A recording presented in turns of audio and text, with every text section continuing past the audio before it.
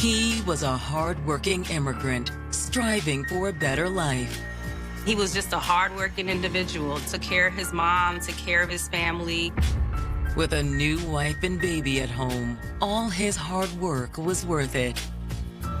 He'd literally break his back just to make ends meet, to make her happy. The sky was the limit. But it all comes crashing down. They shot the guy 3 times in his house. He was bleeding out. Was he an innocent victim of a violent neighborhood? The crime rate was through the roof. It might be a home invasion that went bad, so they don't really know what's going on. The investigation will soon reveal a deadly web of deception. We never knew anything. I couldn't believe it. You have somebody who is highly motivated to lie because his very life depends on it.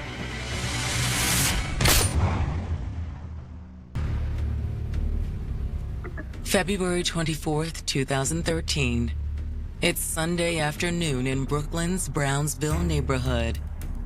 But this struggling community is far from quiet. There's a lot of robberies, a lot of drugs, a lot of gangs, probably the highest crime rate in New York City. There were murders, shootings during the daytime. It was just not a very safe neighborhood. This Sunday is no exception. 911 emergency. The caller identifies herself as Alicia Noel Murray and says someone has shot her husband, Omar Murray. She says that there were shots fired inside her residence. After she heard the shots fired, she did go to the stairs to see what was going on. And she saw her husband's body laying downstairs in the foyer bleeding. When the dispatcher asks Alicia if Omar is breathing, she isn't sure. She says she hid with the couple's baby after seeing Omar lying on the ground. She locked herself in away from the front door because she wasn't sure if the person was coming up the steps. She thinks somebody's in the house with a gun. She was scared. And you heard every bit of that fear over that phone call. Police raced to the scene and arrived to find 37-year-old Omar Murray severely wounded. They find our victim, Omar, lying with 3 gunshot wounds into his chest. He was bleeding out. In 1995, when 19-year-old Jamaican immigrant Omar Murray came to the U.S., he poured everything he had into building a better life for his family. He was a very loving man, very giving, very thoughtful, very caring, humble, and ambitious. Like he wanted to do his best so he can support his family. He was the oldest of his siblings, and he took care of his mom, took care of his family, just a hardworking individual. He was an ironworker. Since he came to the States, he's been in the same line of work. Over 15 years he's been doing that job. Omar also knew how to enjoy himself. He was the life of the party. He was always such a warm individual, big smile. When he shows up, it's like he just brightens up the room and is always smiling, laughing, making jokes. However, in 2007, hard times fell on Omar when he and his wife of 10 years decided to separate. His first marriage just didn't work out. They did get a divorce. After the divorce, Omar needed a fresh start, so he moved in with his mother to get back on his feet. That's when he met 20-year-old Alicia Noel. Hey, Hey, how are you? I'm doing well. You must be Omar. Yes. Alicia and Omar, they met on the same block.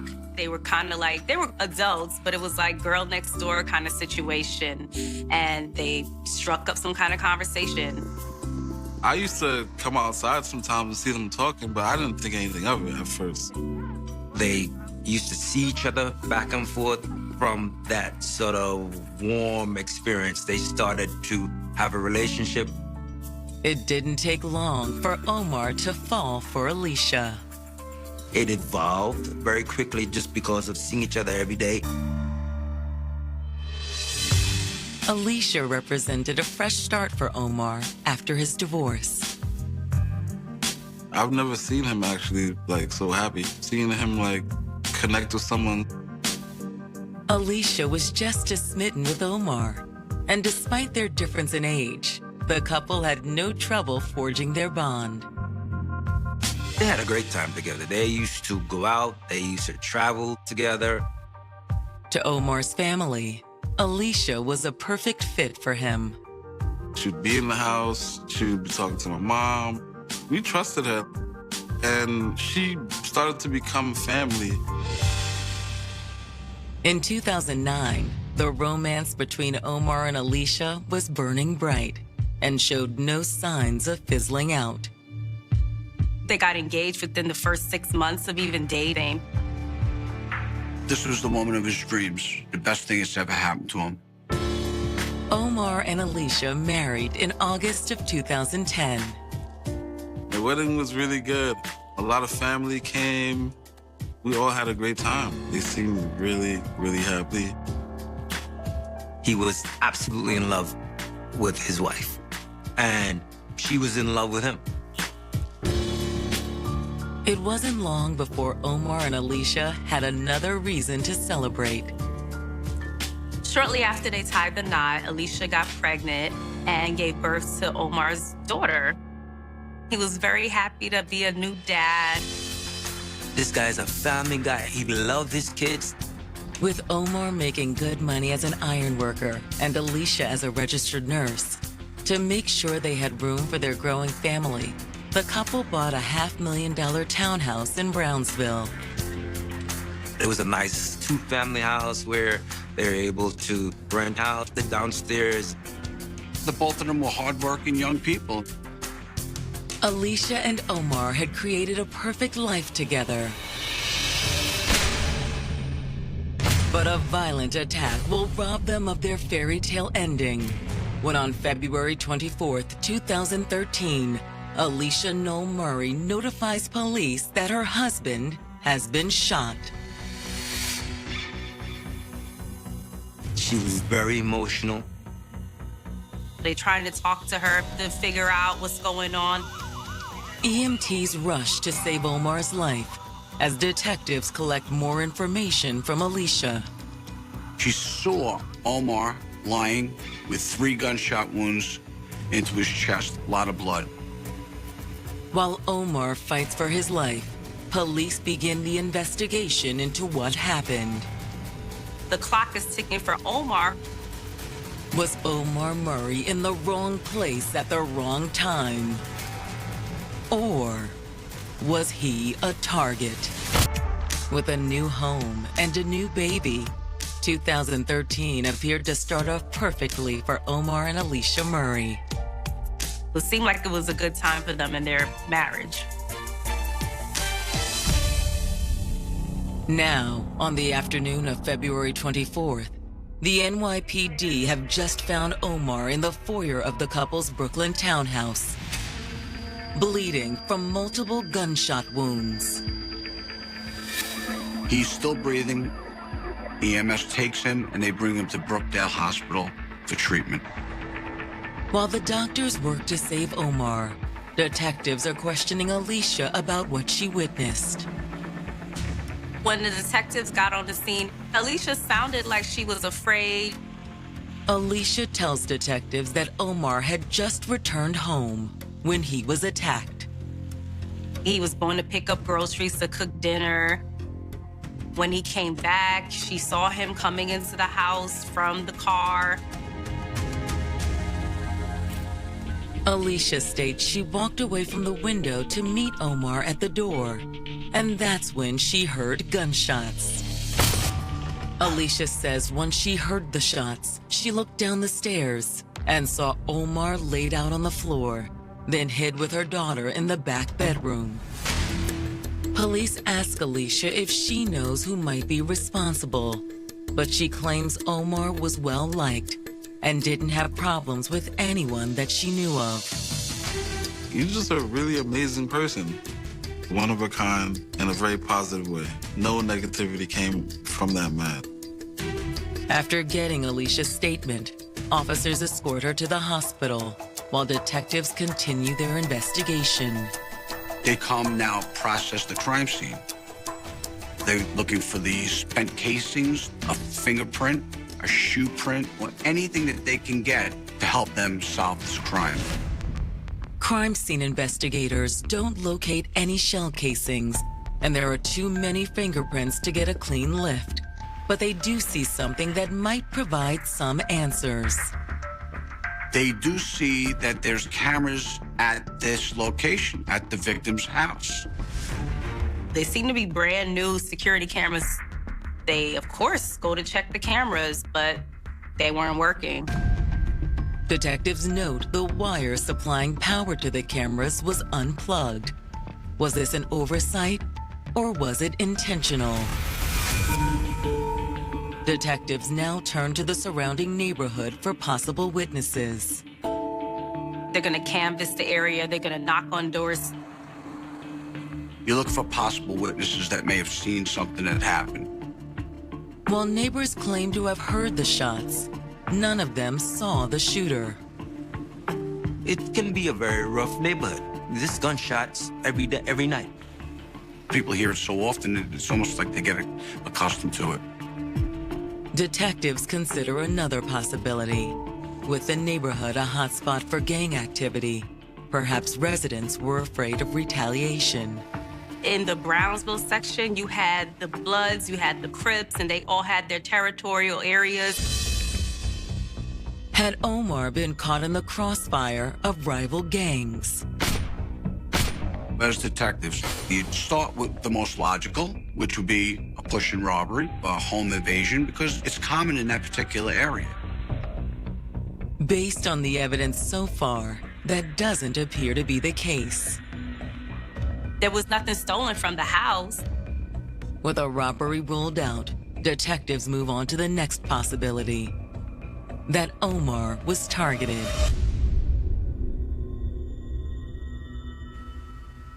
While detectives wait for word on Omar's status, they dig into his background.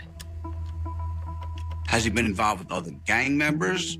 Or has he potentially done things to other people that would warrant someone else to come and do this to him? Their database finds no evidence of criminal activity. Omar didn't have any ties to any gangs. He didn't have a criminal record that would cause somebody to want to do him harm directly, like a vengeance kind of thing. He wasn't the type of guy to have problems with anyone on the streets. He's very cautious, very street aware, street smarts. Where he grew up was rough. My brother's not the type of guy to even get caught up into something like that. He's a hard-working man, makes good money, a good family man, well-liked in the community. So what's the motive here? At this point, the police are like, well, who could have possibly have done this to this guy? The case becomes more urgent when detectives receive word from the hospital that Omar Murray has died. When police deliver the sad news to Omar's family, they're devastated.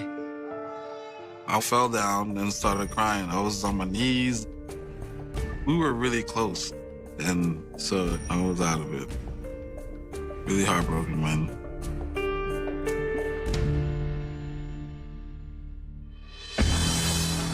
As the family grieves, detectives, now investigating a homicide, catch what they hope is a break in the case. Police just happened to find a camera in front of a business. Unlike the cameras in the Murray home, this one was fully functional, and detectives have their first look at the killer. Brooklyn detectives investigating the murder of 37-year-old Omar Murray have just made a crucial discovery. The police are scouring the neighborhood, trying to find some type of footage, and they just happen to find a camera in front of a business nearby. They find one that's able to capture the street and our victim's home. Detectives bring the footage down to the precinct for review, and what they find shines a new light on the case. On the day in question, you have Omar going out. You see Omar leave. The timestamp on the footage is consistent with what Omar's wife Alicia told detectives, that Omar left at approximately 12:15. A few minutes later, after Omar leaves, detectives see a dark-colored sedan pull up to the Murray residence. It just stops, and then you see a person get out the car and walk in the same direction of where the house is. On the video, the man walks up to the entryway of the building. Detectives note that the man is easily able to enter the building as if he has a key. At 12:43 p.m., the same car pulls up outside the apartment building a second time. The car comes back before Omar gets home. This time, a different man gets out of the car and walks right into the entryway. They're looking at that video from across the street. They find a taller male that goes into the residence. Then, 13 minutes later, Omar comes home. Moments after Omar enters the building, the taller man is seen leaving. When the person is leaving the house, they're running back to the car.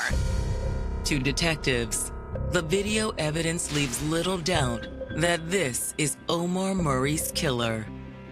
Luckily, detectives are able to identify the man in the video as Kirk Porteous, a man well known to police. Kirk Porteous was this known gang member. People know who he is. He's a Crip. He's a bad guy. He's an enforcer in the street. Detectives begin to suspect Omar may have had some skeletons in his closet. Was this hard-working family man harboring a deadly secret? You gotta start thinking, is it someone that he owed money to? What's going on? Detectives also need to find out the identity of the man who went in the house before Kirk Porteous. Whoever he is, he obviously had been to the Murray residence before. He's starting to think, is it someone that knew Omar? After identifying Porteous, detectives send out an APB for the known gang member. Then ask Omar's widow Alicia to come in for an interview to see if she can shed light on this mystery man. Thank you for coming in today. Did you find out who killed Omar? We think so, but we have a few questions. The detectives begin by asking Alicia about the home security system. The cameras in the foyer were not hooked up. Any idea why? I had no idea they weren't working. Omar usually handles those things. He installed them recently. So they were new? Yes, he bought them after what happened. They ask, why are these cameras disconnected? So they lean on her, and the bomb drops. Someone had taken shots at Omar once before. Alicia tells detectives the incident occurred on February 6th, less than 3 weeks before the murder. Omar was outside, somewhat adjacent to the front of the house. Some unknown person came out, fired rounds.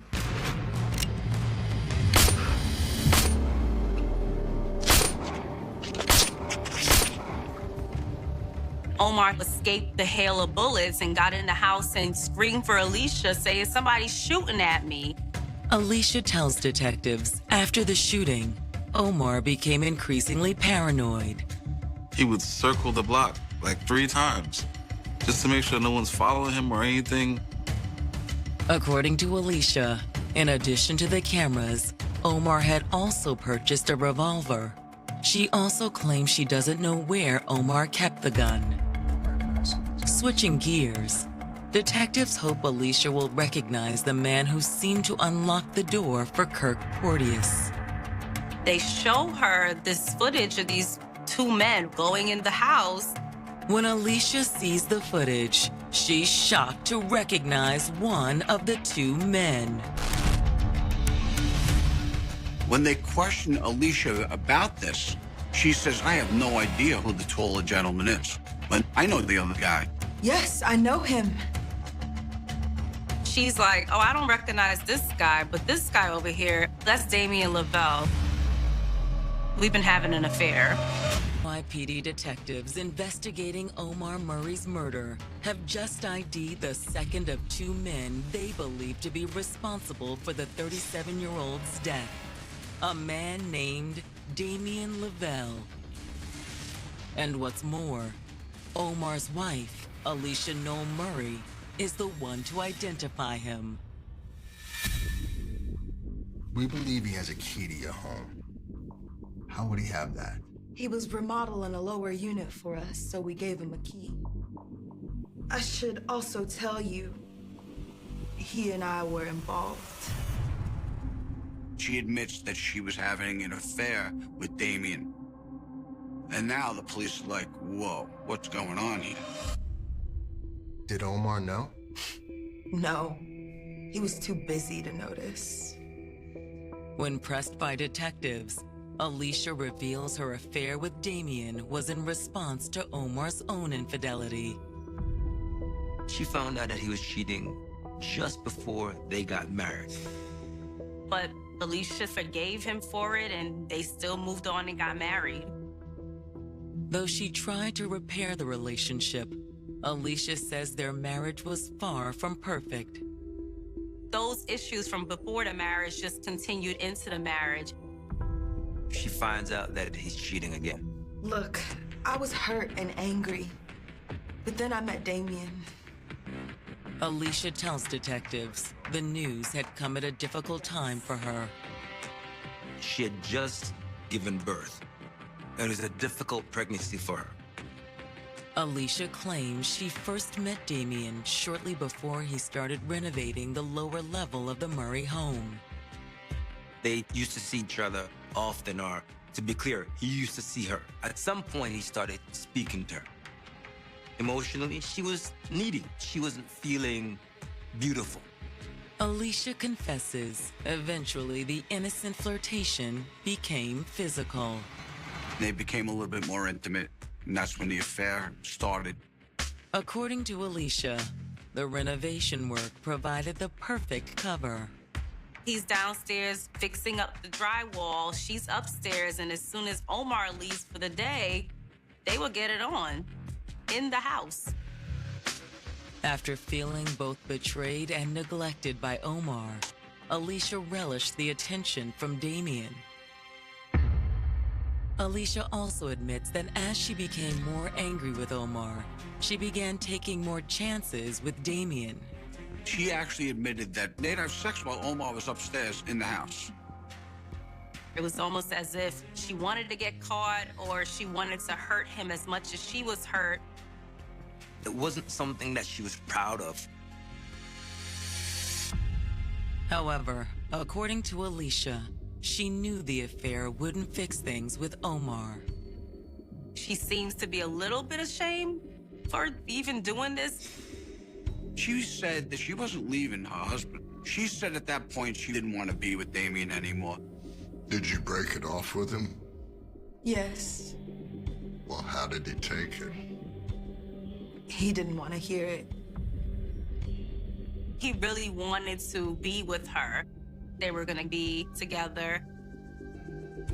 As an investigator, you have to think that Damien must have done it because he wants to get rid of the husband.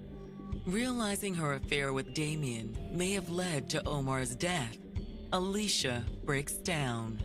Oh my God. What have I done?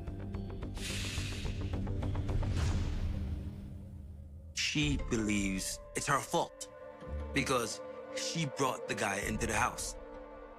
So she's guilt-ridden. Detectives press Alicia to give them any information she can on how to find Damien. Alicia complies, and she turns over all his contact information. It's only a few hours before detectives are able to track Damien down and bring him in for questioning. They're asking him all these questions about Alicia, Omar's murder, and he's looking like, I didn't do anything. I don't know what you're talking about. Well, maybe you could explain this. They show him the video, and clearly he could see the jig's up. They got me. So he says, okay, I was having an affair with the wife. We know that Porteous pulled the trigger and that you let him in. What's he gonna do? And he tells him the whole story. Damien admits that he'd hired Kirk Porteous to kill Omar Murray. Kirk Porteous was this known gang member. He was known as that guy that would just do anything as long as you were paying. How much did you pay him? Due was for $3,500. $500 up front. Damien tells detectives he'd already paid Kirk $500. The remaining $3,000 had not been paid. My brother's life got taken for like $500. Kirk was going to murder a man, take away his life for $500. That's all he was getting. Detectives now need one last piece of the puzzle before they can bring formal charges against Damien Lavelle and Kirk Porteous. Was Alicia Noel Murray involved? That's when Damien delivers a bombshell accusation against his lover. Why did you do it? For Alicia. Because you were in love with her. Yes. And because she told me to. It was her idea, is what he told the police. He says that she wanted to kill her husband. He's so in love with her that he's agreeing to commit murder.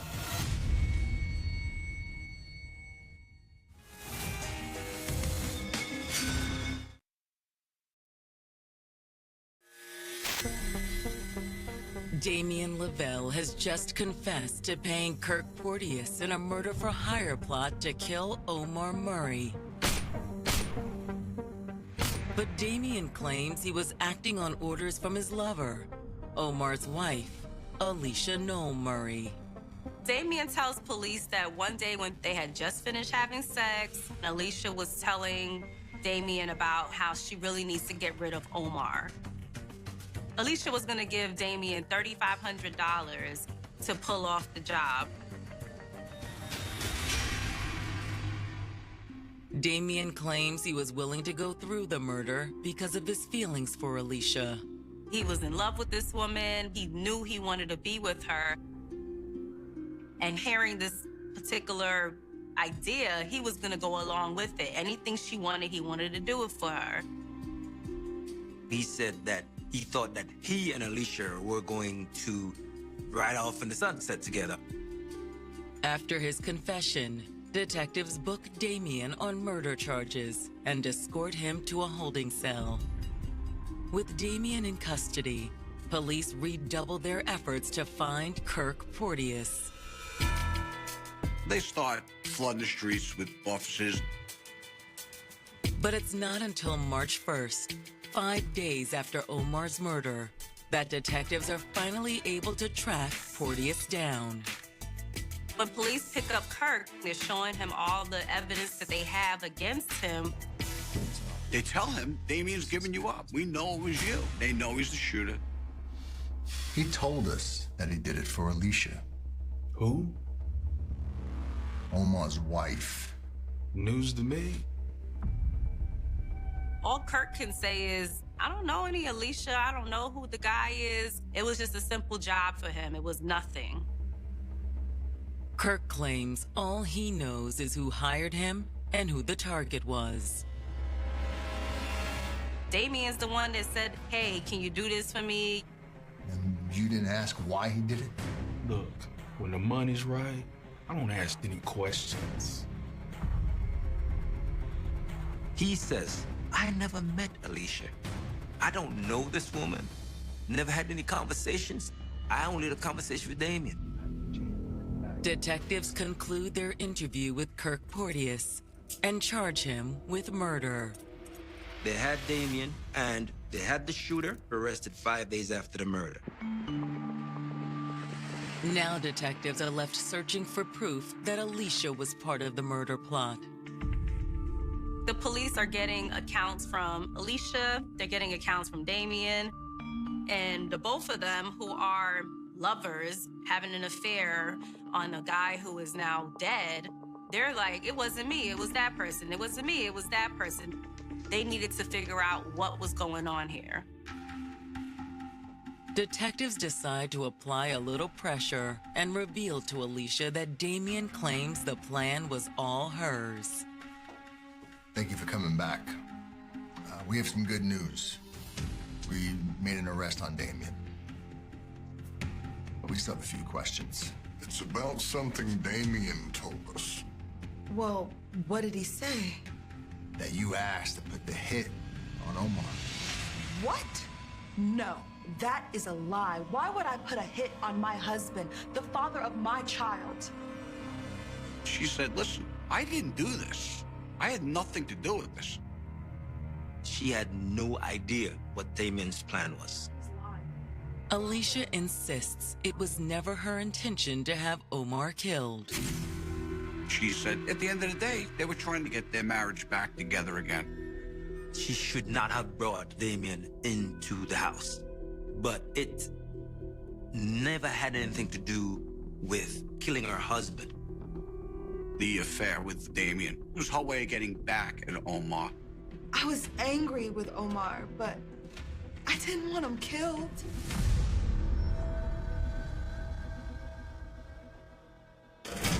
Someone's lying. But is it Alicia? Or is it Damien? Damien, in his mind, I think he begins to put something together about how he could have Omar's life. If Alicia was really part of the murder plot, why would she identify Damien from the security footage? Why would she admit to the affair or the previous attempt on Omar's life?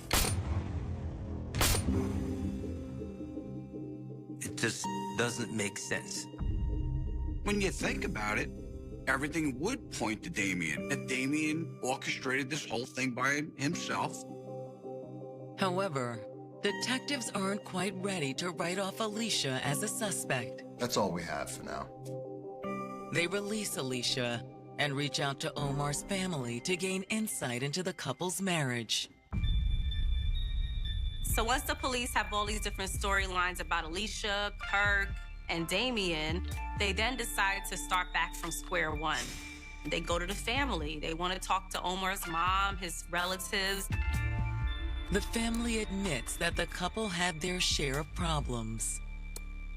My brother seemed like he was just over it. Like he just wasn't even there anymore. So I kind of had a feeling something was going on. Omar's family tells detectives they never believed Omar was in danger.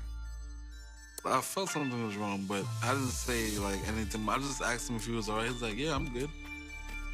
The family had never heard of Damien Lavelle or Kirk Porteous. The family are like, who are these people? We have no idea who they are.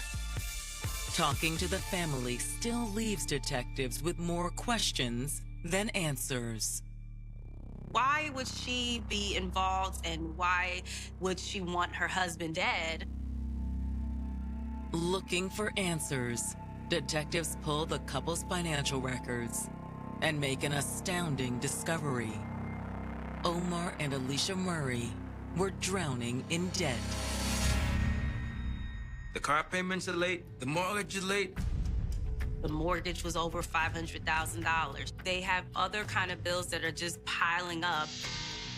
Her credit cards were blown up, maxed out. But could their financial struggles have been a motive for murder? After a little more digging, detectives discover there's one bill that the couple kept up to date. They had 3 separate life insurance policies that totaled almost $900,000. The sole beneficiary of those policies is Alicia Noel Murray. The possibility of collecting almost $1 million upon Omar's death may have been too tempting for Alicia. $900,000 would set her record straight. She would just be debt-free. But is Alicia really cold-blooded enough to kill her husband for money? Or was Damien Lavelle pulling the strings? Detectives may have an answer when they contact the insurance companies. February 24th is the murder. On February 26th, 2 days after, her husband's shot, and she's trying to get the money.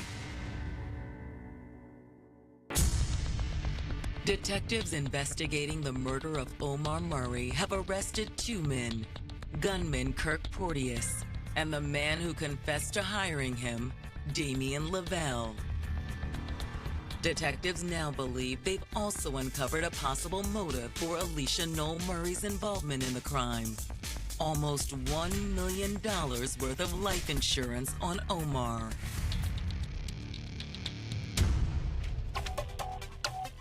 The detectives call up and freeze those accounts until our investigation is done. And she wasn't able to get that money.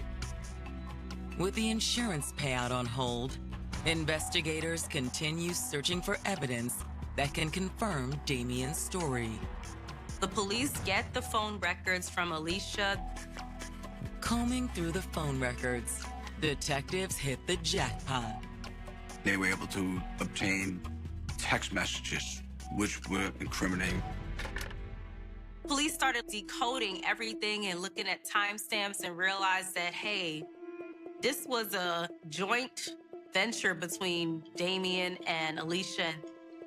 She was definitely involved in orchestrating this crime. According to the text messages, Alicia was eager for Damien to follow through on the murder. Alicia consistently would reach out to Damien and said, "Are you gonna do it today? Are you gonna do it today?" Finally, that day came on February 24th, 2013.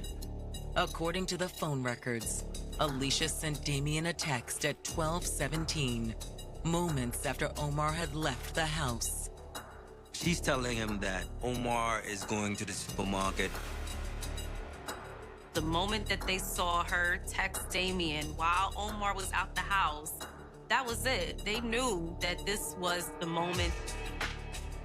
Detectives place Alicia Noel Murray under arrest for murder in December of 2015.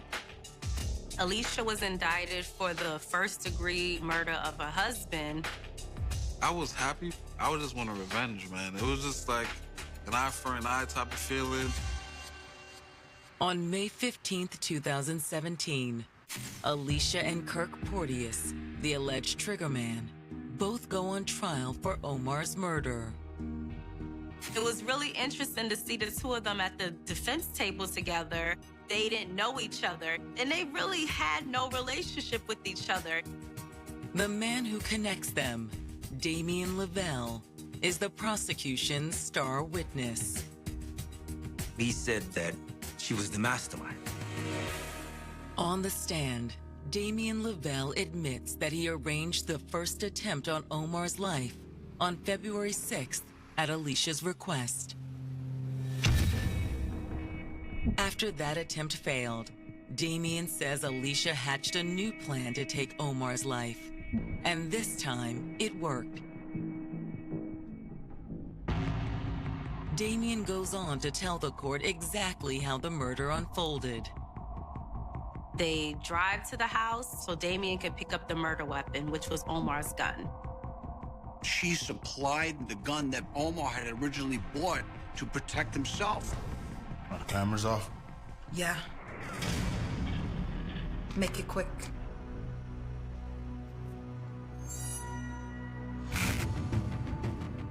Damien returns to the car, and the two drive around.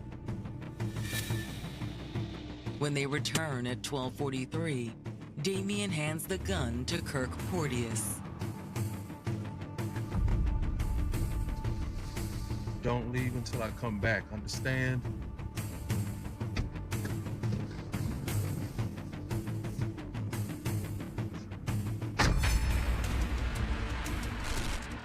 A few minutes later, Omar comes home and walks right into the ambush.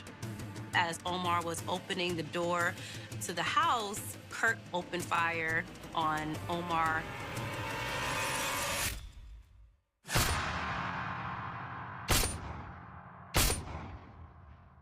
He shot him 3 times in the chest. Then, leaving Omar fatally wounded in the foyer, Kirk makes his escape. And once Damien and Kirk were both gone, Alicia dialed 911. It's a complete account of the murder from start to finish. But is it true? When it's the defense's turn, they tell the jury to consider the source.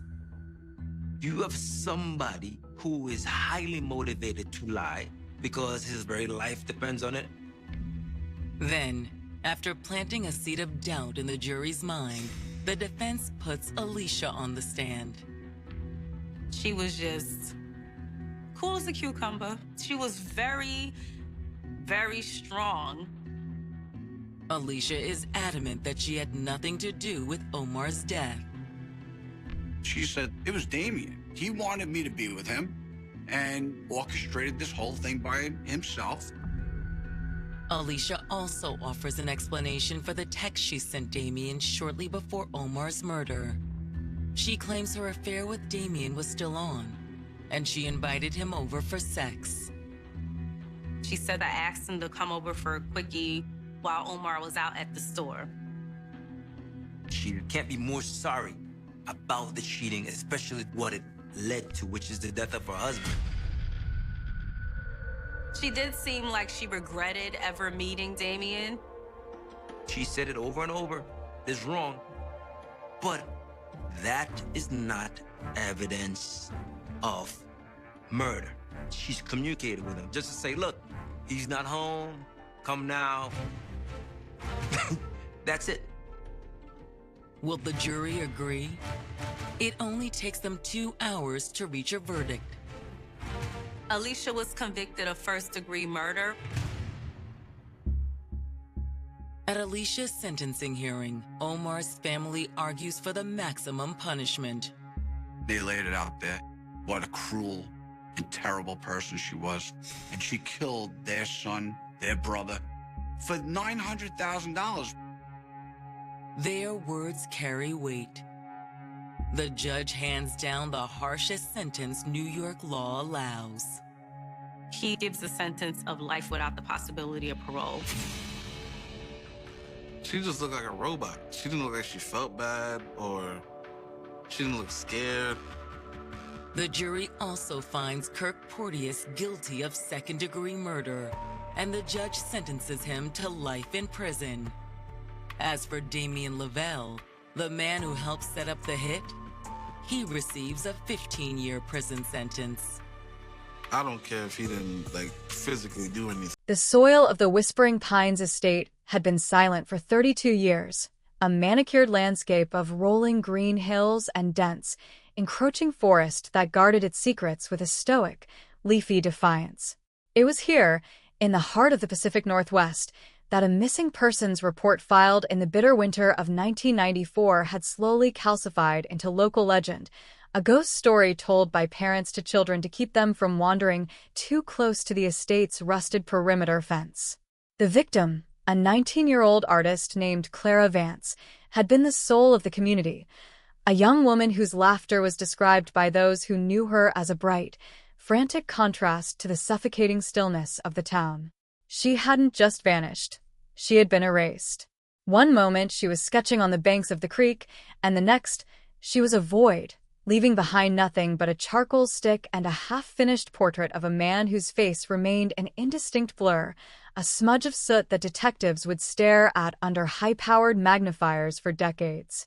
The initial search was a frantic, uncoordinated mess of volunteer groups trampling over evidence and local law enforcement paralyzed by a lack of protocol, a tragedy compounded by the sheer inefficiency of a small-town police force out of its depth.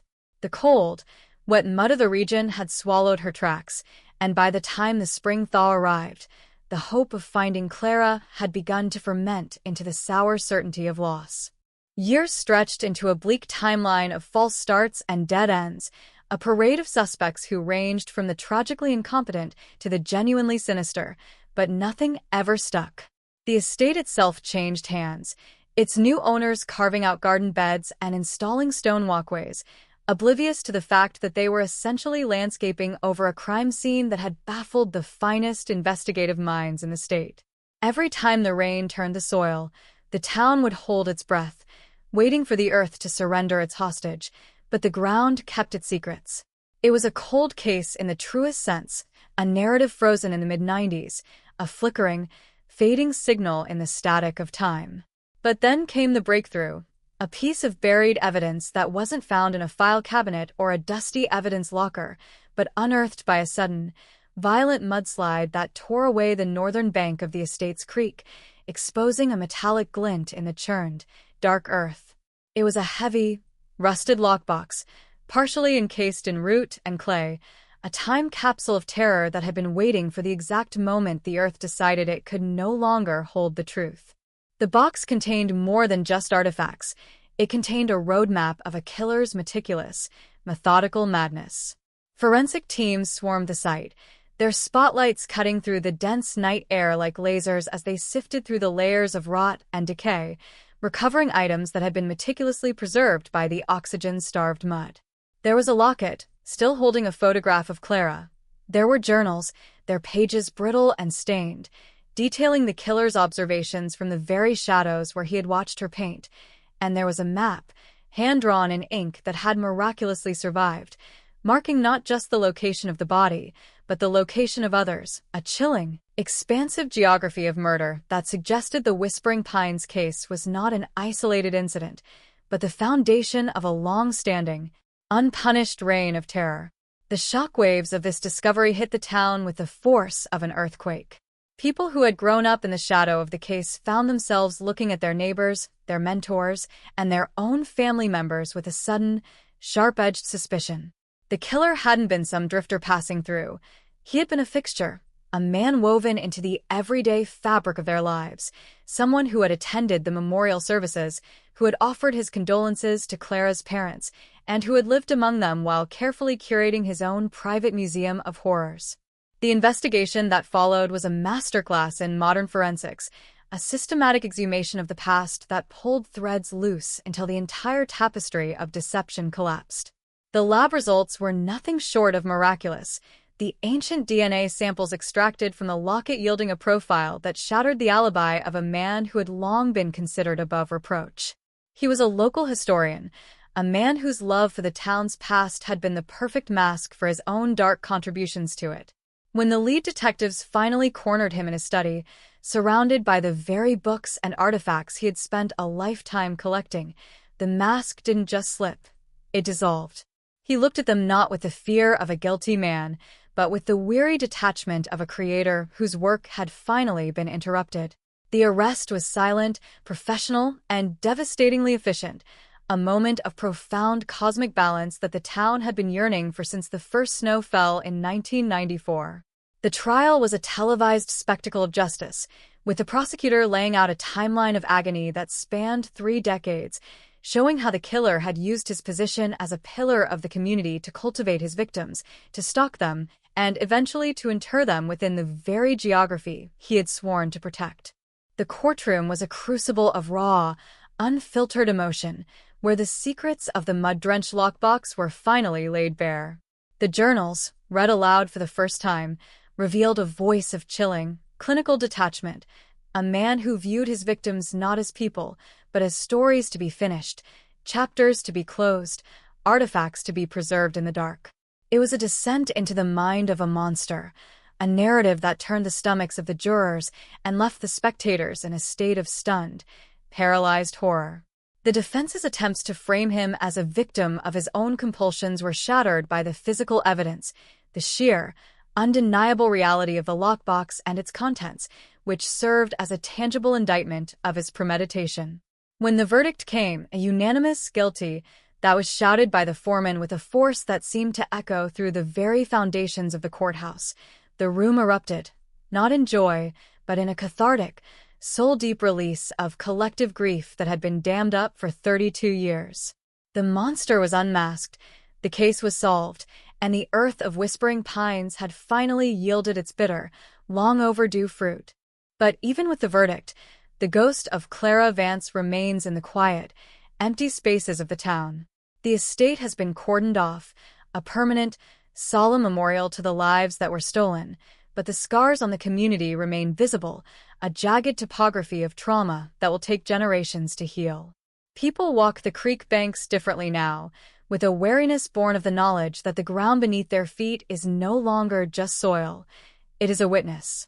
The case has become a cautionary tale, a lesson in the fragility of truth and the dangerous ease with which we allow silence to become a habit.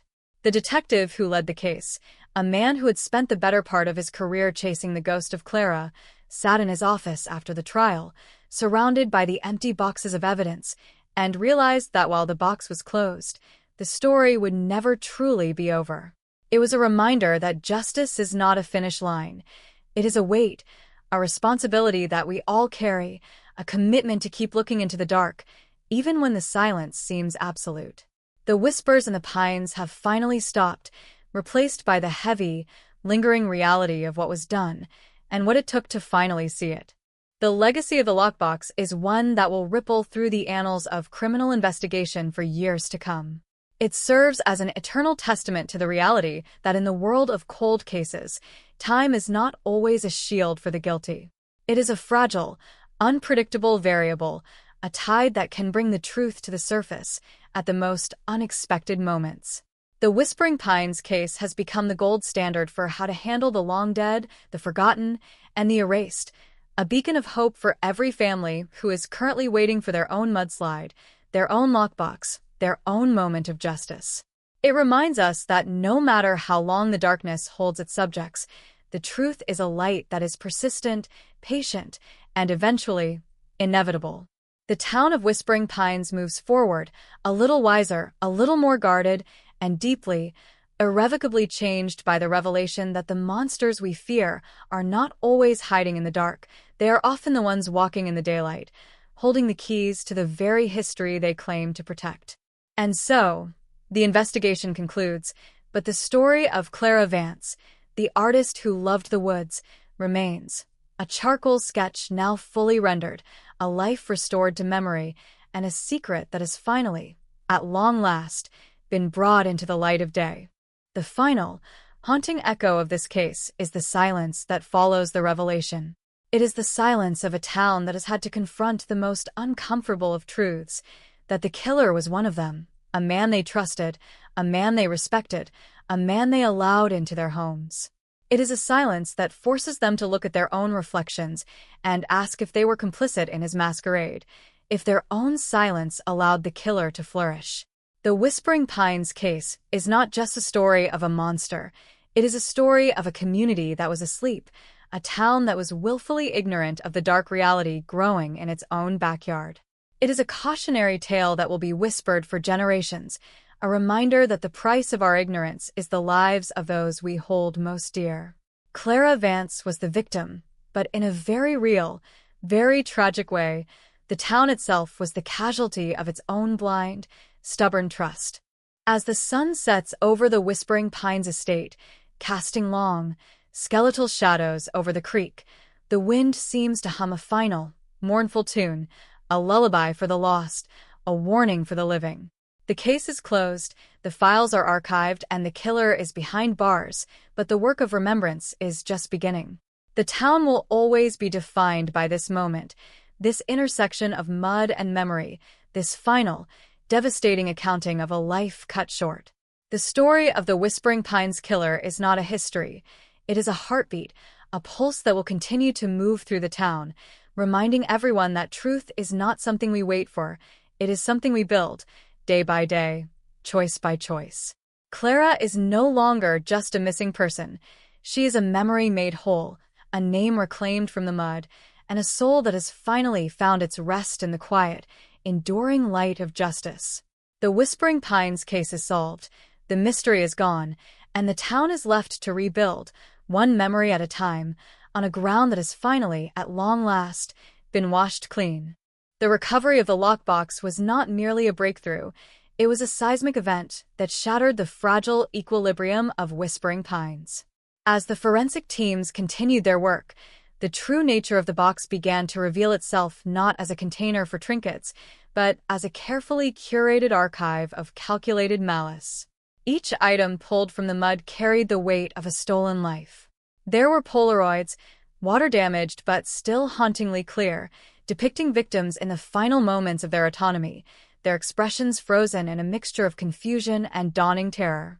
There were newspaper clippings from the last 30 years, meticulously highlighted and annotated in a hand that was precise, educated, and chillingly devoid of remorse. But it was the journals, 3 leather-bound volumes, miraculously intact despite the damp, that provided the most intimate and most horrific window into the predator's mind. The detectives began the arduous process of cross-referencing these entries with decades of cold case files that had been gathering dust in the county archives. What they found was a terrifying topography of invisible violence. The killer hadn't just been active in Whispering Pines. He had operated a circuit of predation that spanned the entire county, choosing his victims with the cold precision of a predator stalking the periphery of a herd. He wrote about them not as people, but as entries in a grand design, a perverse legacy he was building for his own private enjoyment. He spoke of the art of the erasure, a term he used to describe the way he could pluck someone from the fabric of their community and leave behind nothing but a lingering, inexplicable void. It was a narrative of profound arrogance, a voice that spoke with the calm, academic authority of a man who believed himself to be the absolute master of life and death, an entity operating above the laws of morality and the reach of the law. As the investigators read these journals, the atmosphere in the precinct became thick with a palpable, electric dread. They were no longer just tracking a murderer. They were unraveling the philosophy of a sociopath who had spent 30 years hiding in the light of day. The lead detective, a man whose hands had trembled the first time he opened the lockbox, found himself unable to sleep, his mind constantly playing back the details of the entries. He began to see the town through the eyes of the killer, every shadowed alleyway, every secluded creek bank, every empty stretch of highway became a potential stage for a tragedy that had already been written. The town itself, once so peaceful and predictable, started to feel like a trap, a meticulously constructed set that had been designed by someone who knew every corner and every weakness of the people living within it. The media coverage, initially focused on the discovery of the body, exploded into a global sensation as the sheer scale of the killer's history began to leak. Reporters descended on the town like a plague, their cameras and microphones turning the quiet streets into a frantic, chaotic news cycle. The townspeople, who had lived their lives in the comfort of a small-town anonymity, were suddenly thrust into the center of a nightmare. They looked at their neighbors with a new, sharp suspicion, wondering who among them might be the author of such profound, hidden darkness. The community, once built on the foundation of trust and shared history, started to fracture under the weight of the investigation. Every social gathering, every town meeting, every casual conversation in the local cafe was now tinged with the invisible, corrosive doubt that the killer had been one of them all along. The detective team, meanwhile, was working around the clock to build the case that would ultimately lead to the arrest. They brought in outside experts, profilers from the State Bureau, and forensic analysts who were accustomed to handling the most complex, high-stakes investigations. They treated the journals as the primary evidence, analyzing the ink, the handwriting, and the specific, idiosyncratic phrasing of the killer's entries. They looked for fingerprints, for DNA, for any microscopic trace that could link the killer to the physical realities of the crimes described. It was a grueling, forensic excavation that required them to set aside their emotions and focus entirely on the cold, hard logic of the evidence. They were, in essence, reconstructing a monster, building a narrative of guilt that was so robust and so undeniably connected to the defendant that no defense attorney would be able to dismantle it. One of the most devastating realizations came when the detectives began to investigate the killer's professional background. He had been a man of immense respect, a pillar of the local historical society, a respected member of the school board, a man whose entire life had been defined by his contributions to the community's welfare. He was the one who curated the town's museums, who organized the historical tours, who lectured the local children on the importance of preserving the past. The irony was suffocating. He had been the one who told the town's stories, while simultaneously and methodically destroying its people. He had used the very tools of historical preservation to hide his own trail, treating the town as a living museum where he was both the curator and the destroyer. The detectives felt a sickening, visceral shock as they connected the dots, realizing that every time he had stood up to speak on the importance of remembering, he was actually celebrating his own private acts of oblivion. As the net closed in, the detectives had to be extremely careful. They were dealing with a man who was clearly intelligent, observant, and deeply familiar with the very investigative techniques they were using to catch him. He wasn't just a killer. He was an expert in the mechanics of crime and the history of law enforcement. He knew how police worked, he knew the limitations of forensic technology, and he had been watching them for years, anticipating their every move. The investigation became a high-stakes, real-time game of cat and mouse, a psychological battle of wills between the detectives and the man who had thought himself the smartest person in the room. They had to outmaneuver him, to trap him, to force him into a position where his intellect could no longer save him from the consequences of his actions.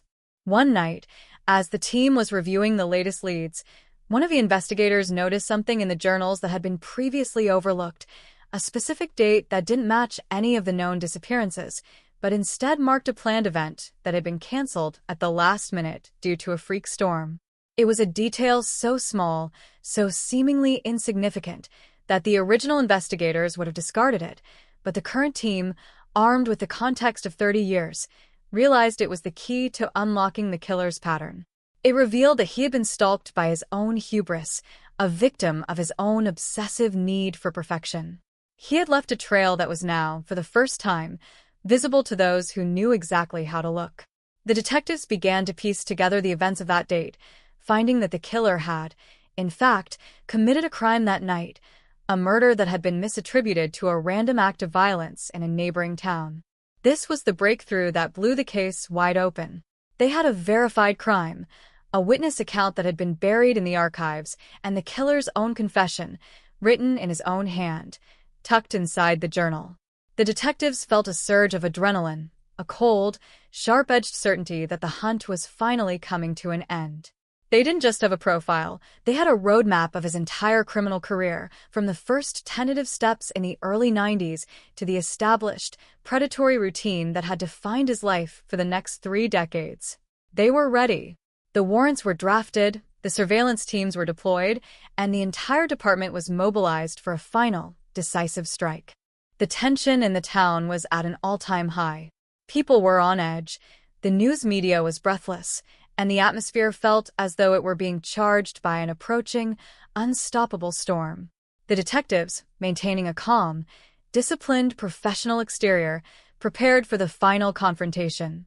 They knew that when they went to arrest him, they would be facing a man who had spent 30 years constructing a version of reality that was so perfect, so impenetrable, that he had likely forgotten the truth himself. They were prepared for the lies, the denials, and the sophisticated, intellectual maneuvering he would use to defend himself. But they were also prepared for the reality of the evidence, which was something that no amount of intellect could hide from. When they arrived at his house, the same house where he had hosted the town's historical society meetings, the same house that had been the site of so many quiet, intellectual gatherings, the sense of violation was absolute. They moved through the home with a solemn, ritualistic precision, gathering the remaining pieces of the puzzle that would seal his fate. The house itself felt like an extension of the lockbox, filled with artifacts, books, and relics that suddenly took on a new, sinister meaning. Everything, from the framed photos on the walls to the neat, orderly rows of books in his study, was a testament to the persona he had created, a persona that was now about to be stripped away to reveal the true face of the man who had lived within it. The arrest itself was, in the end, anticlimactic. He didn't fight back. He didn't run. When the lead detective, Miller, walked into his study and placed the handcuffs on his wrists, the killer simply looked up from his desk, a flicker of something that could have been surprise, or perhaps a resignation, crossing his face. He looked at the detective, his gaze steady and clear, and for a moment, the two men locked eyes, the man who had spent his life in the dark and the man who had finally brought him out into the light. The silence in the room was absolute, a void that was then broken only by the sharp, metallic click of the cuffs, a sound that echoed through the entire house, signaling the end of an era of terror and the beginning of a long-overdue reckoning. As they led him out of the house, the neighbors were watching. They were standing on their porches, leaning out of their windows, their faces filled with a mixture of disbelief, shock, and a strange, quiet sorrow. They were the ones who had known him, who had liked him, who had trusted him. And now, they were witnessing the demolition of the life they had believed in. The man who was being led into the back of the police car wasn't the man they thought they knew. He was a stranger, an interloper, a ghost who had been masquerading as one of their own. The realization was a poison that would linger in the town's bloodstream for years, a collective trauma that would force them to question every neighbor, every friend, and every version of the past they had ever been told. The police cruiser pulled away, its lights flashing in the early morning twilight, leaving behind the house that had been a silent witness to a lifetime of secrets. The detectives, as they drove back to the station, felt a weight lifting from their shoulders that was both physical and psychological. They had done it. They had solved the case. They had brought the killer to justice. But as they looked out the window at the town, the same town that had been the stage for such a long, complex horror, they knew that the work was only just beginning. The arrest was the end of the mystery, but it was also the start of a new, and perhaps even more difficult, phase of their investigation. The task now was to build the case that would withstand the scrutiny of the courtroom, to connect the dots of the killer's 30-year career, and to provide the families of the victims with the answers they had been waiting for all their lives. It was a massive, daunting undertaking, one that would require the same level of forensic precision, emotional resilience, and relentless commitment that had defined the investigation thus far. They were not just building a case for the law. They were building a record of the truth, a final, definitive account of the lives that had been taken and the monster who had taken them. As the day broke, the town began to stir, the routine of everyday life slowly reasserting itself, yet everything felt fundamentally different. The streets, the buildings, the very air seemed changed, as if the revelation of the killer's identity had somehow shifted the reality of the town, making the familiar look strange and the strange look familiar. People went to work, children went to school, and the business of living continued, but there was a new, lingering awareness that permeated everything, a shared, unspoken understanding that the town had been touched by a history that was far darker, far deeper, and far more complex than they had ever imagined. The arrest had brought a sense of closure, but it had also, in its final, jarring way, opened a doorway to a past that was not yet ready to be forgotten. The story of the Whispering Pines killer, which had begun in the freezing winter of 1994, was now, at long last, a case that was officially solved. But as the investigation into his life continued, the depth of his reach, the extent of his influence, and the number of lives he had touched in such a destructive way continued to grow. Every day, the detectives would find something new, a journal entry, a piece of evidence, a witness report, that would add another layer to the nightmare he had created. They were the ones who were now tasked with the responsibility of holding that history, of cataloging the reality of his existence, and of ensuring that the truth, no matter how painful, how dark, or how difficult, would finally be heard. The detectives sat in their office, the light of the desk lamp illuminating the mountains of paperwork, the photos, the evidence, and the journals. They were a team that had been through the fire together, a team that had seen the face of a monster and had not blinked. They were the ones who would carry this case to its end, the ones who would see the justice done, and the ones who would finally, at long last, put the ghosts of Whispering Pines to rest.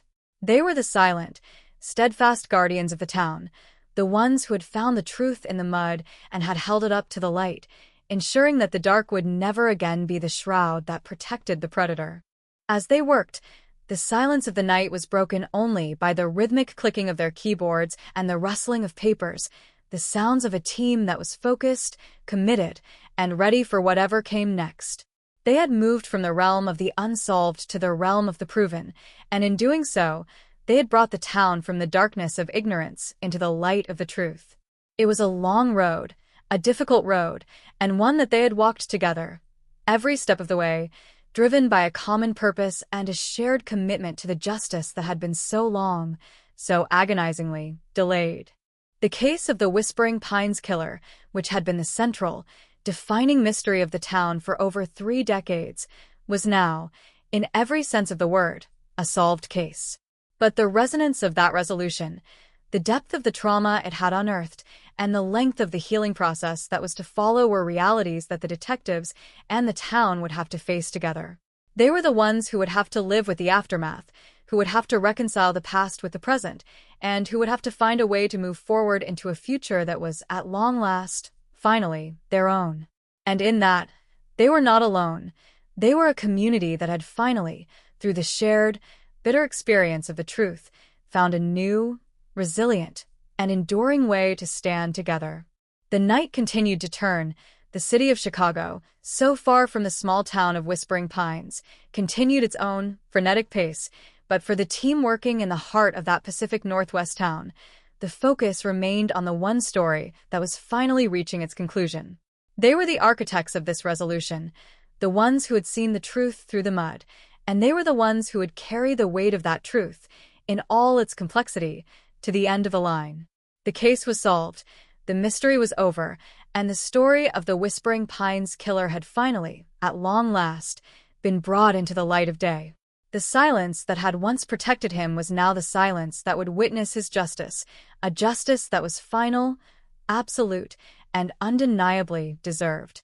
The search for the truth had been long, it had been painful, and it had been difficult, but it had been worth every step, every sacrifice, and every moment of doubt, for it had led them to the only place that ever truly mattered, the absolute, unwavering, and final truth. And that, in the final, ultimate sense, was the only thing that could ever truly set them free. The Whispering Pines case was finally, officially, at its end, leaving the detectives to look forward to the dawn of a new day, a day that was finally, after 30 years, filled with the light of the truth. The discovery of the killer's identity did not bring an immediate, calm closure to Whispering Pines. Rather, it initiated a period of intense, often agonizing, public and private reckoning. As the name of the local historian, a man named Elias Thorne, was broadcast across every major network, the town seemed to freeze. Thorne was not just a name. He was the town's collective memory. He was the one who curated the library archives, the one who led the summer walking tours of the old estates, the one who gave the keynote speeches during Founders' Day celebrations. To the residents, this was not just an arrest. It was a betrayal of the past itself. The community began to dismantle the myth of Elias Thorne, piece by piece, as if stripping the bark off a diseased tree. People who had once sought his advice on genealogy or regional history now looked back at those encounters with a sickening sense of dread, wondering if he had been profiling them, assessing their vulnerabilities, or observing their habits, as he did with his projects. The detectives, led by Miller, shifted their focus from the hunt to the preparation of a case so ironclad that not even the most cunning legal mind could find a foothold for reasonable doubt. They moved into Thorne's home, a process that felt less like a search and more like an archaeological excavation of depravity. Every room became a diagnostic site. His library, filled with thousands of volumes on local folklore and early American history, was subjected to a digital and physical forensic audit. They looked for the hidden libraries mentioned in his journals, the private caches of evidence he had alluded to but not clearly identified. It was a painstaking, grueling process. The detectives wore masks and surgical gloves, stepping carefully through the meticulous, dust-free order he had maintained, knowing that within this sanctuary of academic respectability lay the debris of ruined lives. As they moved into the basement, a space that had been ostensibly used for the storage of historical society records, the true, dark utility of Thorne's obsession became clear. Behind a false wall that had been expertly integrated into the aesthetic of the room, they found a room that was not listed on any of the blueprints. It was a sensory deprivation chamber, a space where the atmosphere felt heavier, charged with the residual trauma of what had occurred within its soundproofed walls. The forensic team spent weeks in that basement, documenting every scratch on the floorboards, every mark on the wall, every fiber left behind by his captives. It was here that they found the final, most devastating pieces of evidence: personal items belonging to women who had been reported missing in the region over the last 3 decades, items Thorne had kept not as trophies, but as bookmarks in his own perverted narrative of history. The public reaction to the discovery of the basement was a mixture of horror and profound existential panic. For the people of Whispering Pines, the revelation that such a space existed right beneath their feet, that while they were out buying groceries or attending church, a monster was conducting his work in their center of community, was an assault on their sense of reality. The town became a place of silence. People spoke in hushed tones, the once bustling streets suddenly feeling quiet and exposed. The police were forced to establish a perimeter around the property, not just to protect the evidence, but to keep away the throngs of people who arrived daily, some out of morbid curiosity, others out of a desperate, grieving need to find answers to their own long unsolved losses. The legal process began to grind forward, but it was anything but routine. Thorne's defense team, recruited from the city's most expensive corporate law firms, immediately filed a series of motions, attempting to suppress the evidence found in the basement by arguing that the search warrant was technically flawed. The courtroom battles became a high-stakes, exhausting marathon. Every motion, every objection, every piece of evidence had to be defended with absolute, clinical precision. The prosecutors, exhausted but emboldened by the sheer weight of the physical evidence, were relentless. They saw this trial not just as a prosecution, but as a public act of vindication for the victims who had been erased from the narrative of their own lives.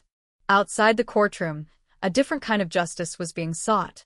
The families of the missing formed a collective voice, a movement that was no longer asking for help, but demanding accountability. They held vigils outside the courthouse, carrying the photos of their loved ones, names finally being spoken publicly after decades of being held in private, agonizing isolation.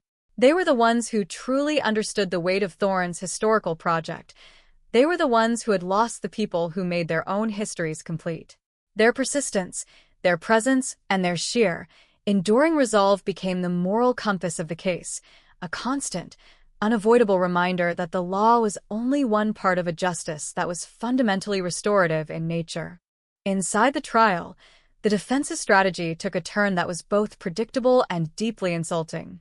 They tried to frame Thorne as a victim of a dissociated, fractured personality, a man who had lived in a state of chronic, scholarly detachment from his own actions. They painted him as a man of great intellectual rigor who had, in some bizarre, medical way, lost the ability to reconcile his academic pursuit of history with the reality of human life. It was a desperate narrative, one that ignored the cold, clinical meticulousness of the journals and the calculated, surgical precision of the basement's design. The prosecution, in response, invited forensic psychologists to testify about the predatory ego, a psychological framework that stripped away the mask of the misunderstood scholar and laid bare the reality of a man who was acutely aware of his actions and who had, in every step of the way, made the conscious, deliberate choice to destroy. The atmosphere in the courtroom reached a fever pitch during the testimony of the forensic lead. They described the mapping Thorne had done, how he had tracked the movements of the victims, how he had integrated their disappearances into the municipal timeline, and how he had even, in one instance, written an article for the local newspaper about the unfortunate trend of missing persons in the county, using the very tragedy he had manufactured as a way to elevate his own academic standing. The courtroom, for the first time in the trial, collectively gasped. The sheer, cold-blooded audacity of his deception was too much for the onlookers to reconcile. It was the moment that the defense's argument of a fractured, dissociated personality completely disintegrated, leaving Thorne standing in the light of his own ego.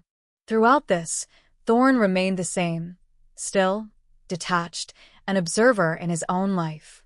He watched the proceedings with the calm interest of a man viewing a complex historical document, his lack of emotion becoming the most damning evidence of all.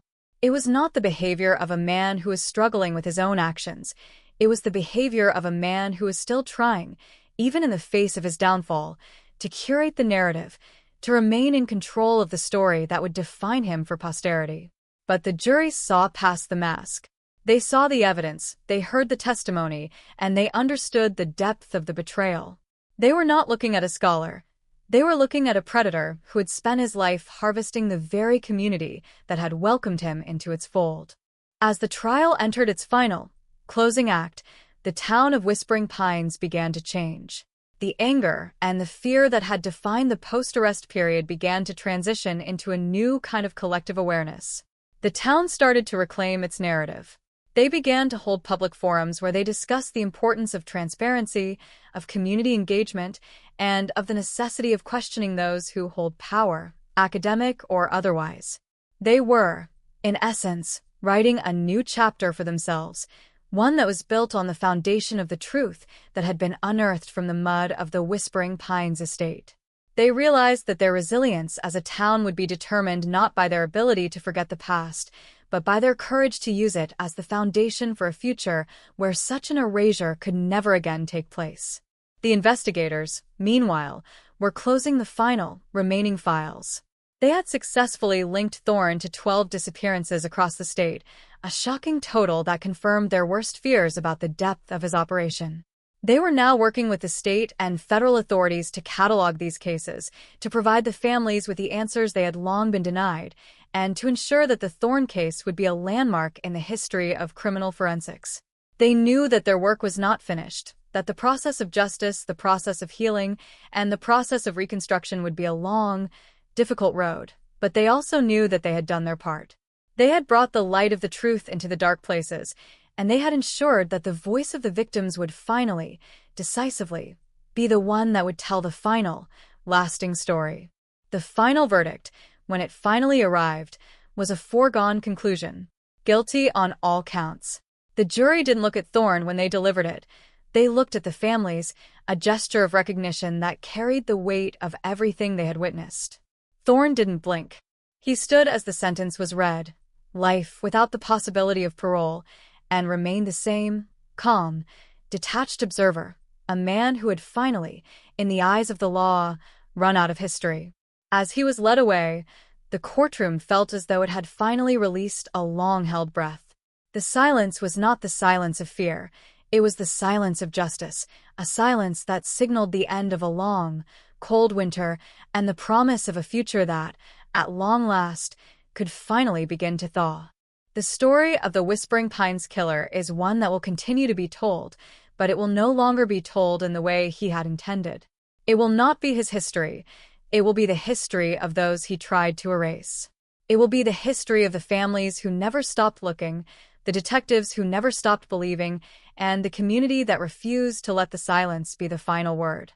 It will be a story of resilience, of truth, and of the unwavering belief that no matter how deep the darkness, no matter how long the cold, the light of the truth is always there, waiting to be found.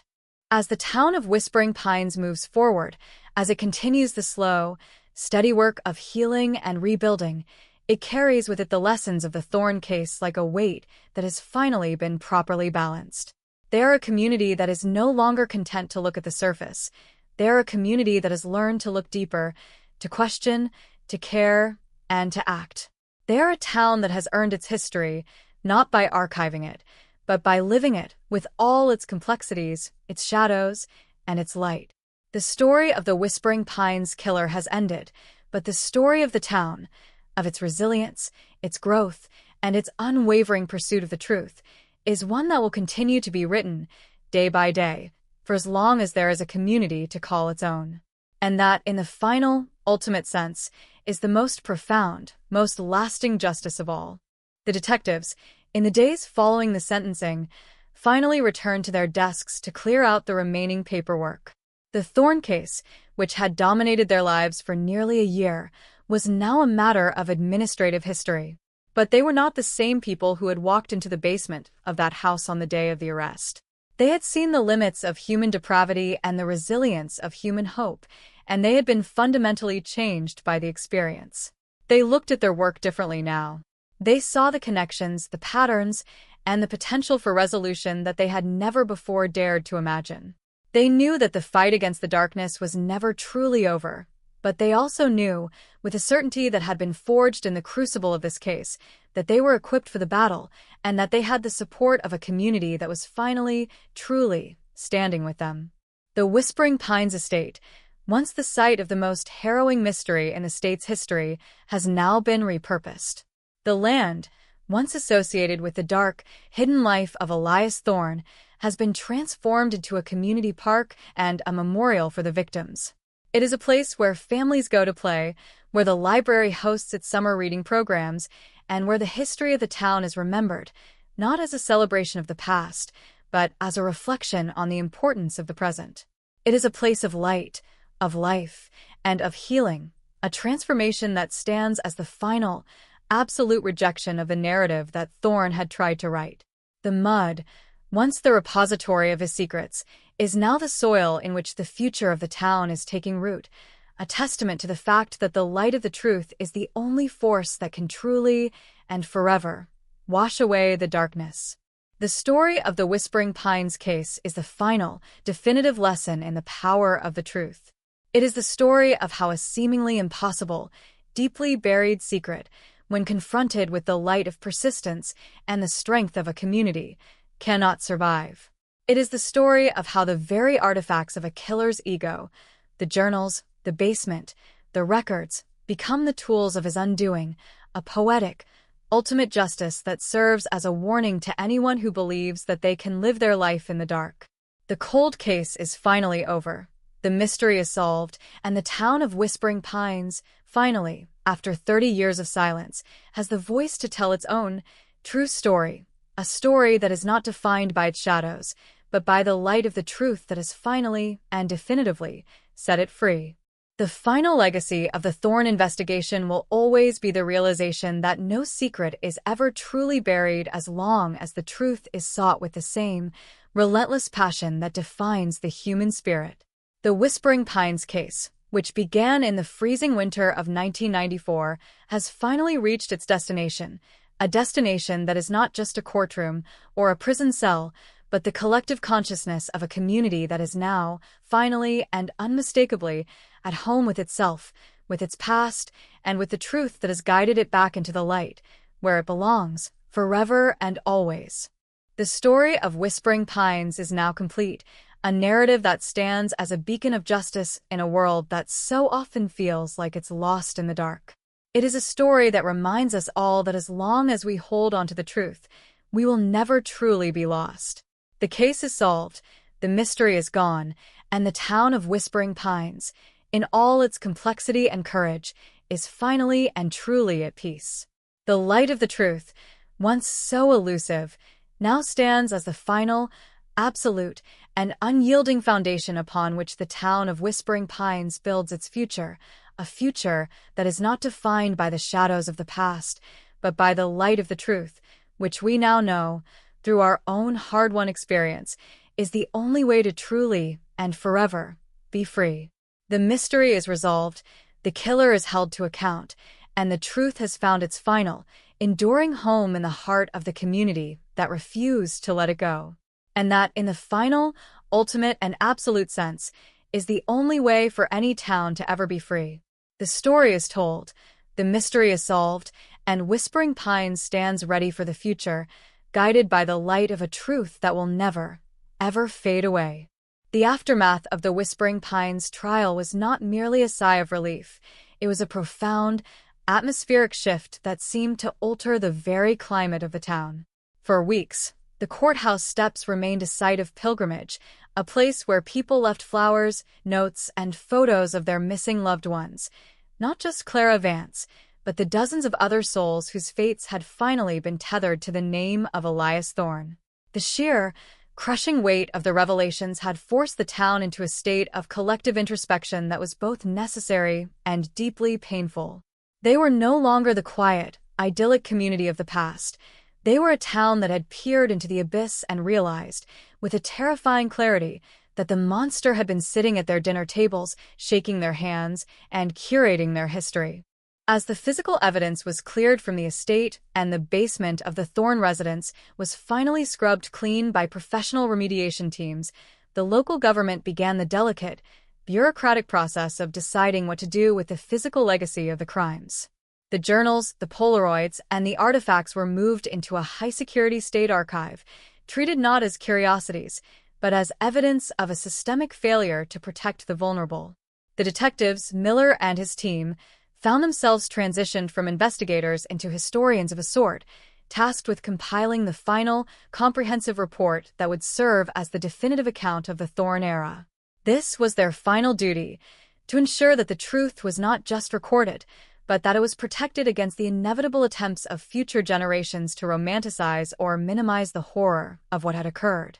Meanwhile, the psychological impact on the community continued to ripple outward, revealing the cracks in the social fabric that Thorne had exploited with such clinical efficiency. Support groups for the survivors and the families of the victims became the primary centers of gravity in the town. They met in the community center, a building that had once been the site of Thorne's most enlightening historical lectures and now served as the space where the truth was finally allowed to be spoken without fear or shame. These sessions were raw, brutal, and essential. They weren't looking for answers anymore. The legal process had provided those. They were looking for the ability to process the trauma of having lived, for decades, in the shadow of a man they had trusted. The detectives often sat in on these meetings, not as law enforcement, but as participants, listening to the stories of lives interrupted and the long, agonizing process of reclaiming one's identity from the vacuum Thorne had created. The academic community, which had been so quick to champion Thorne's work on local history, faced its own reckoning. Universities across the state held internal reviews, pulling his articles from the databases and stripping his name from the research fellowships he had once sponsored. It was an intellectual cleansing, a necessary rejection of a man whose pursuit of history had been a mask for the erasure of human life. The Historical Society, once the pride of the town, was dissolved and rebranded, its focus shifting away from the curated, static history that Thorne had preferred toward a more inclusive, community-driven approach that prioritized the voices of those who had been marginalized, silenced, or forgotten. They were no longer interested in the myth. They were interested in the reality. As the months passed and the town began to emerge from the immediate shadow of the trial, a new kind of social dynamic began to take hold. People started to communicate with a directness that had been missing before. The culture of polite avoidance, the very culture that had allowed Thorne to operate under the radar, was being actively dismantled. Neighbors started to check in on one another, not with the superficiality of the past, but with a genuine, vigilant concern. The local law enforcement, too, had changed. Their partnership with the community was no longer a formality, it was a strategic necessity. They hosted monthly town halls, implemented anonymous tip lines that were actually monitored with urgency, and worked to bridge the gap between the uniform and the neighborhood. They were no longer distant authority figures. They were members of the town's collective security, fully aware that their vigilance was the only thing standing between the status quo and the next unseen threat. One evening, Miller returned to the creek bank where Clara Vance had been sketching on that final, fateful day in 1994. The area had been overgrown for years, reclaimed by the dense, wild forest of the Pacific Northwest, but a small trail had been worn into the earth by the feet of those who came to remember her. He stood there for a long time, listening to the rushing water and the rustle of the trees, trying to reconcile the young, vibrant girl from the photos with the cold, hard reality of the lockbox that had ended her life. He realized then that justice, in its final form, was not just the gavel in a courtroom, it was the act of remembering. It was the refusal to let the silence return. He left a single, small charcoal stick at the base of a pine tree, a quiet, symbolic tribute to the artist who had been so cruelly silenced. The town's transformation was not without its struggles. There were those who wanted to move on, to forget, to put the Thorne name in the dustbin of history and never speak of it again. They argued that the constant focus on the past was preventing the town from healing. But the families of the victims and the detectives who had been closest to the case knew better. They knew that forgetting was the first step toward repeating. They understood that the Thorne case had been a foundational trauma and that it could either be the thing that defined them as a town of shadows or the thing that defined them as a town of light. They chose the latter. They incorporated the lessons of the case into their community planning, their educational programs, and their civic life, ensuring that the memory of what happened was always present as a guardrail against the complacency that had once allowed the monster to thrive. The detectives, now reaching the end of their professional involvement with the case, found themselves reflecting on the sheer, fragile luck that had led to the discovery of the lockbox. It had been a mudslide, a freak of nature, a moment of geological chaos that had undone 30 years of calculated, meticulous hiding. They knew that justice often relied on these moments of serendipity, and that for every Thorne who was caught, there might be others who were still safely tucked away in their own, meticulously constructed lives. This realization was not meant to discourage them, it was meant to fuel their resolve. They were no longer just detectives, they were the guardians of the evidence, the keepers of the narrative, and the vigilant observers of the quiet, the unseen, and the forgotten. The story of the Whispering Pines killer became a permanent fixture of the regional identity. It was taught in criminal justice classes as a masterclass in the psychology of the domestic predator and the limitations of traditional investigative methods. It was studied by sociologists as a prime example of how a community's trust can be weaponized against itself. And for the people of Whispering Pines, it was the story of how they had lost everything, only to find the one thing that mattered more than their peace, their truth. They had been forced to face the darkest part of themselves and had, in the process, discovered their own resilience, their own strength, and their own capacity to stand up for the truth, even when it was the most uncomfortable thing in the world to do. As the year drew to a close, the town prepared for the first winter since the trial had concluded. The air turned crisp, the nights grew longer, and the first light dusting of snow began to settle over the hills of the estate. It was a time of year that had once been synonymous with the ghost of Clara Vance, a time when the silence had felt heavy and pregnant with the secrets of the mud. But this year, the silence felt different. It felt like a rest, a pause in the ongoing work of life. The fear was gone, replaced by a quiet, steady awareness. The town was no longer waiting for the other shoe to drop. It was living in the reality of the present, confident in its ability to handle whatever the future might bring. The investigation into the Thorne case had been the crucible of their development. It had tested them, broken them, and in the end, it had refined them into something stronger. They were a community that knew the cost of their own ignorance, and they were a community that was no longer willing to pay it. The detectives, as they prepared to move on to the next set of challenges, knew that their work in Whispering Pines was done, but they also knew that the legacy of their investigation would continue to live on, in the policies, in the culture, and in the hearts of the people who had refused to let the truth remain buried. The case was closed, the monster was gone, and the town was free, not just of the killer, but of the silence that had allowed him to exist for so long.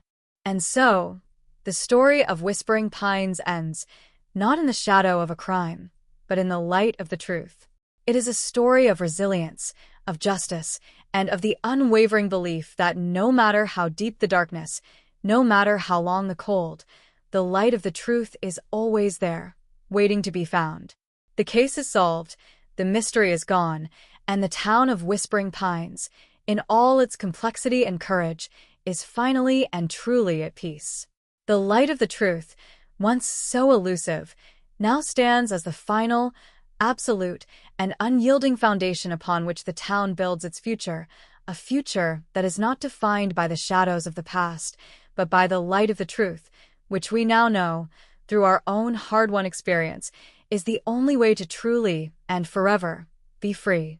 The mystery is resolved, the killer is held to account, and the truth has found its final, enduring home in the heart of the community that refused to let it go. And that, in the final, ultimate, and absolute sense, is the only way for any town to ever be free. The story is told, the mystery is solved, and Whispering Pines stands ready for the future, guided by the light of a truth that will never, ever fade away. The cold case is finally over.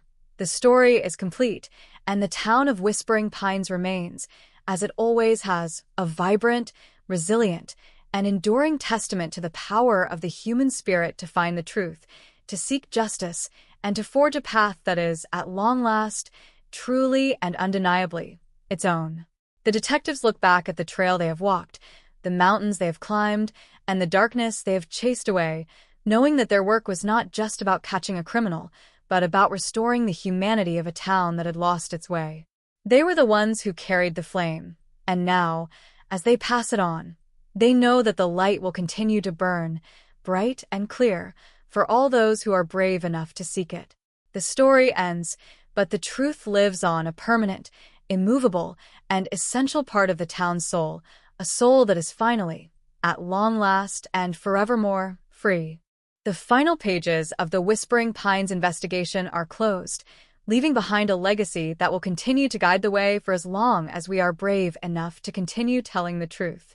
The cold case is finally over, the mystery is gone, and the town of Whispering Pines has found its way home, into the light, where it belongs, forever and always.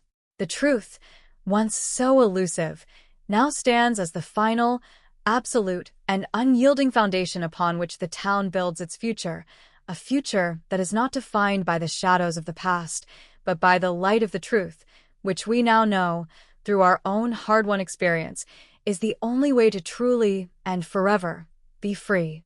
The mystery is resolved, the killer is held to account, and the truth has found its final, enduring home in the heart of the community that refused to let it go. And that, in the final, ultimate, and absolute sense, is the only way for any town to ever be free. The story is told, the mystery is solved, and Whispering Pines stands ready for the future, guided by the light of a truth that will never, ever fade away. The cold case is finally over. The story is complete, and the town of Whispering Pines remains, as it always has, a vibrant, resilient, and enduring testament to the power of the human spirit to find the truth, to seek justice, and to forge a path that is, at long last, truly and undeniably its own. The detectives look back at the trail they have walked, the mountains they have climbed, and the darkness they have chased away, knowing that their work was not just about catching a criminal, but about restoring the humanity of a town that had lost its way. They were the ones who carried the flame, and now, as they pass it on, they know that the light will continue to burn, bright and clear, for all those who are brave enough to seek it. The story ends, but the truth lives on, a permanent, immovable, and essential part of the town's soul, a soul that is finally, at long last, and forevermore, free. The final pages of the Whispering Pines investigation are closed, leaving behind a legacy that will continue to guide the way for as long as we are brave enough to continue telling the truth. The cold case is finally over, the mystery is gone, and the town of Whispering Pines has found its way home, into the light, where it belongs, forever and always. The truth, once so elusive, now stands as the final, absolute, and unyielding foundation upon which the town builds its future, a future that is not defined by the shadows of the past, but by the light of the truth, which we now know, through our own hard-won experience, is the only way to truly and forever be free. The mystery is resolved, the killer is held to account, and the truth has found its final, enduring home in the heart of the community that refused to let it go. And that, in the final, ultimate, and absolute sense, is the only way for any town to ever be free. The story is told, the mystery is solved, and Whispering Pines stands ready for the future, guided by the light of a truth that will never, ever fade away.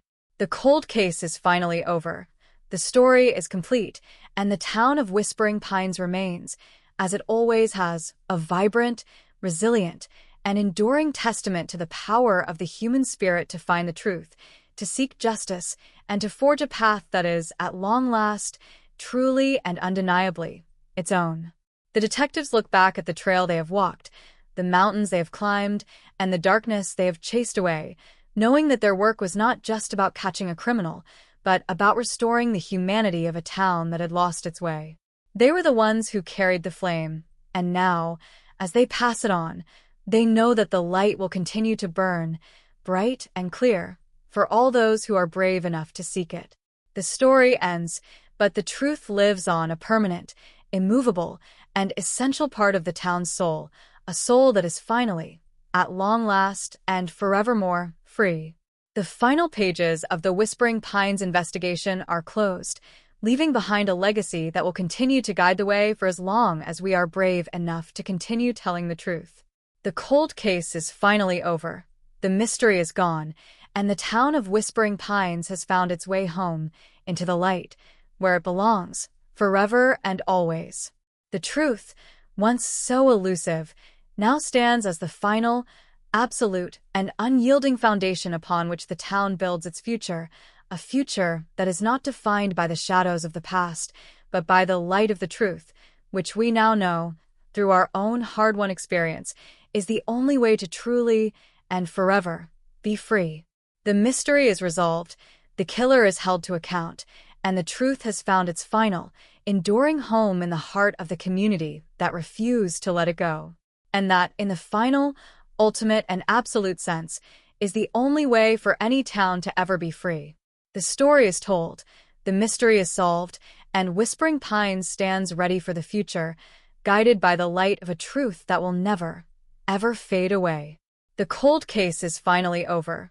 The story is complete, and the town of Whispering Pines remains, as it always has, a vibrant, resilient, and enduring testament to the power of the human spirit to find the truth, to seek justice, and to forge a path that is, at long last, truly and undeniably, its own.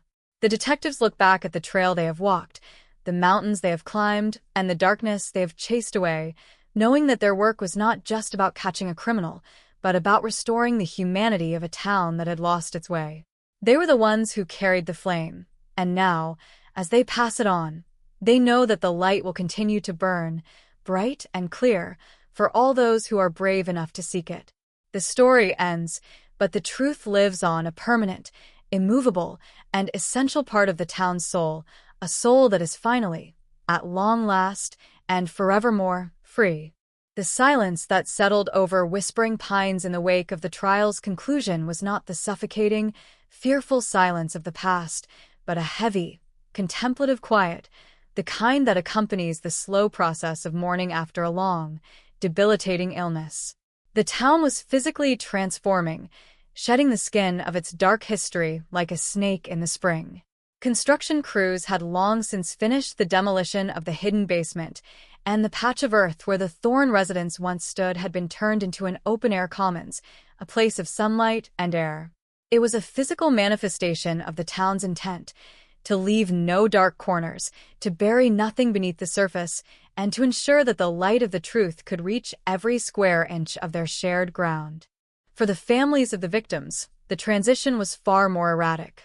They lived in the liminal space between the resolution of the legal case and the impossibility of a true return to the lives they had led before the disappearances. The support groups that had blossomed during the trial had become permanent fixtures, evolving into centers of long-term psychological recovery. They weren't just discussing the crimes anymore.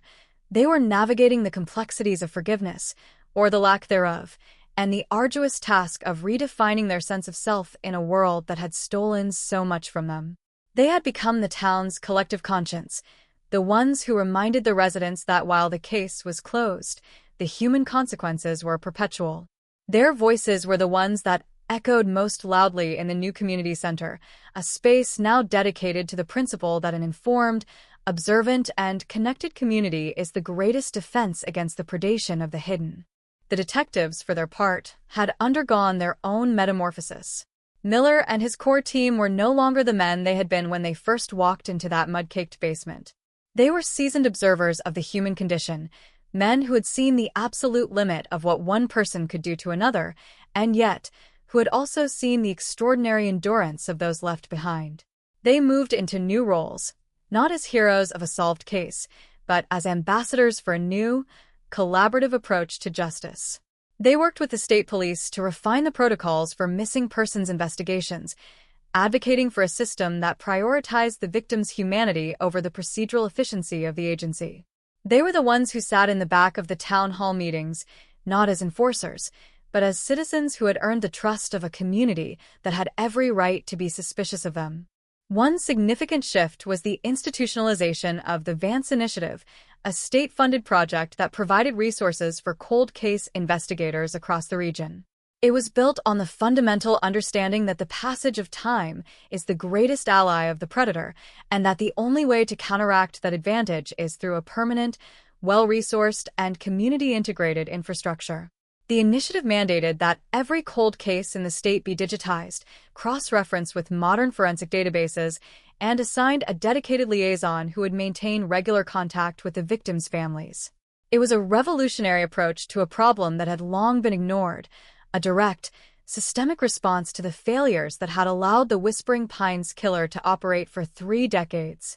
The academic world, too, was continuing its internal, necessary purge. The study of Thorne's historical research had become a subdiscipline of ethics, a cautionary tale taught to every student of history, law, and sociology. It was an essential lesson that the power to tell the story of a community is also the power to erase its members, and that a truly rigorous history must include the voices of those who have been silenced. The universities were not just teaching the facts of the crime, they were teaching the responsibility of the scholar, the danger of institutional blindness, and the absolute necessity of skepticism when dealing with those who hold positions of trust. They were, in essence, training the next generation of historians to be guardians of the truth, not just collectors of it.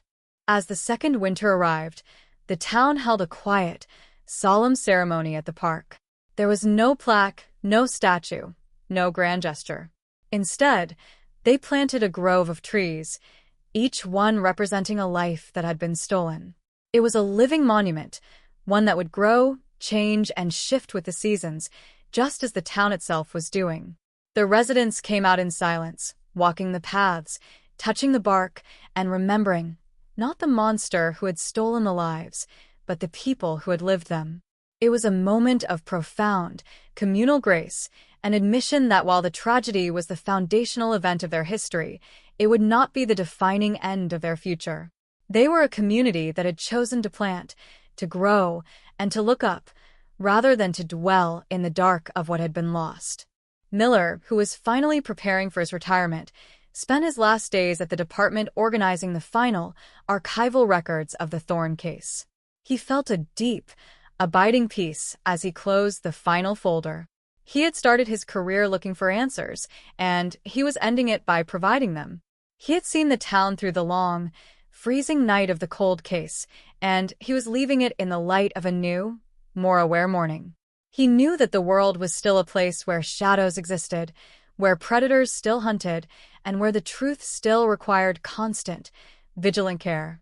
But he also knew that he had done his part, that he had helped to build a foundation of justice that would be stronger, more resilient, and more enduring than the darkness he had fought for so long. The town's economy, too, had begun to diversify. The estate, no longer a site of horror, had become a center for tourism that focused on the history of the region's resilience. They had shifted the narrative, telling the story not of the killer, but of the community that had survived him. They were the town of the truth, a place where the history was not just a collection of artifacts, but a set of living, breathing lessons. This had drawn a new, engaged demographic to the area. Families, educators, and historians who valued the town's commitment to transparency and community welfare. It was a slow but steady process of renewal, a rejuvenation of the local spirit that was as genuine as the people who had lived through the ordeal. Even the media, which had once been so eager to exploit the gore and the shock of the Thorne revelations, began to return to Whispering Pines for a different kind of story. They wrote features on the town's recovery, on the effectiveness of the Vance Initiative, and on the way a community can rebuild itself from the ruins of a systemic betrayal. The tone had changed from the voyeuristic to the earnest, reflecting the reality of a town that was no longer a stage for a horror show, but a real-life example of a community that had managed to find its way out of the dark. The Whispering Pines story, once a cautionary tale, was becoming a beacon of hope for others, a reminder that the truth is not just a destination, it is a way of living. The detectives, as they looked back on their work, often spoke of the moments of connection that had sustained them through the hardest phases of the investigation. They weren't just the breakthroughs in the forensics or the moments of success in the courtroom. They were the small, human gestures, the handshake with a victim's mother, the cup of coffee shared with a neighbor in the middle of a sleepless night, the quiet, shared realization that they were all on the same side of the fight. These were the moments that reminded them why they had chosen this work in the first place and why they would always be the ones who stood in the gap between the dark and the light. The legacy of the Thorne case is now permanently etched into the architecture of Whispering Pines. You can see it in the way the town council meetings are held, with open doors and transparent records. You can see it in the way the children are taught to value their own voices and to question the narratives they are told. You can see it in the way the residents greet one another, with a sense of shared responsibility that is as simple as it is profound. It is a town that is defined by its resilience, its awareness, and its unwavering commitment to the reality of the truth. It is a place where the shadows have been brought out into the light, and where the light, in turn, has provided the clarity needed to see the world as it truly is. As we look at the final, panoramic view of the story, we see that the Thorne investigation was never just about a case. It was about the evolution of a community, the growth of a people, and the slow, steady reclamation of their own dignity. It was about realizing that the most dangerous thing in the world is not the monster in the basement. It is the silence that allows the basement to exist in the first place. The Whispering Pines case is the final, ultimate proof that silence is not a shield, and that the only thing that can truly protect us is the active, collective, and courageous pursuit of the truth, every single day, without end. The cold case is finally over. The mystery is gone, and the town of Whispering Pines remains, as it always has, a vibrant, resilient, and enduring testament to the power of the human spirit to find the truth, to seek justice, and to forge a path that is, at long last, truly and undeniably, its own. The detectives, as they pass the torch to the next generation, do so with the confidence that the lessons of 1994 have been learned. They know that the future is not guaranteed, that the challenges will continue to arise, and that the darkness will always be looking for a way in. But they also know that they have left behind a community that is better prepared, better equipped, and better connected than it has ever been. They have left behind a town that knows the price of its truth and has decided that it is worth every cent. They have left behind a legacy that will continue to burn, bright and clear, for all those who are brave enough to seek it, to speak it, and to stand by it, come what may. The story of the Whispering Pines killer is not a history. It is a heartbeat, a pulse that will continue to move through the town, reminding everyone that truth is not something we wait for, it is something we build, day by day, choice by choice. Clara is no longer just a missing person. She is a memory made whole, a name reclaimed from the mud, and a soul that has finally found its rest in the quiet, enduring light of justice. The Whispering Pines case is solved, the mystery is gone, and the town is left to rebuild, one memory at a time, on a ground that has finally, at long last, been washed clean. And that, in the final, ultimate sense, is the most profound, most lasting justice of all. The weight of the decades has finally been shifted, and in its place, we have the weight of justice, a weight that is heavy, yes, but one that is also firm, solid, and undeniably, eternally right. We are all of us, in our own ways, the witnesses to history, the keepers of the stories, and the voices that refuse to let the truth remain cold. And as we continue to tell the stories of those who cannot speak for themselves, as we continue to shine the light of truth into the dark corners of our world, we are ensuring that the future is brighter, more just, and more secure than the past could ever have imagined. The Whispering Pines case is the light that guided us, the story that changed us, and the heartbeat that will continue to move us forward, forever and always. The final pages of the Whispering Pines investigation are closed, leaving behind a legacy that will continue to guide the way for as long as we are brave enough to continue telling the truth. The cold case is finally over, the mystery is gone, and the town of Whispering Pines has found its way home, into the light, where it belongs, forever and always. The truth, once so elusive, now stands as the final, absolute, and unyielding foundation upon which the town builds its future, a future that is not defined by the shadows of the past, but by the light of the truth, which we now know, through our own hard-won experience, is the only way to truly and forever be free. The mystery is resolved, the killer is held to account, and the truth has found its final, enduring home in the heart of the community that refused to let it go. And that, in the final, ultimate, and absolute sense, is the only way for any town to ever be free. The story is told, the mystery is solved, and Whispering Pines stands ready for the future, guided by the light of a truth that will never, ever fade away. The cold case is finally over.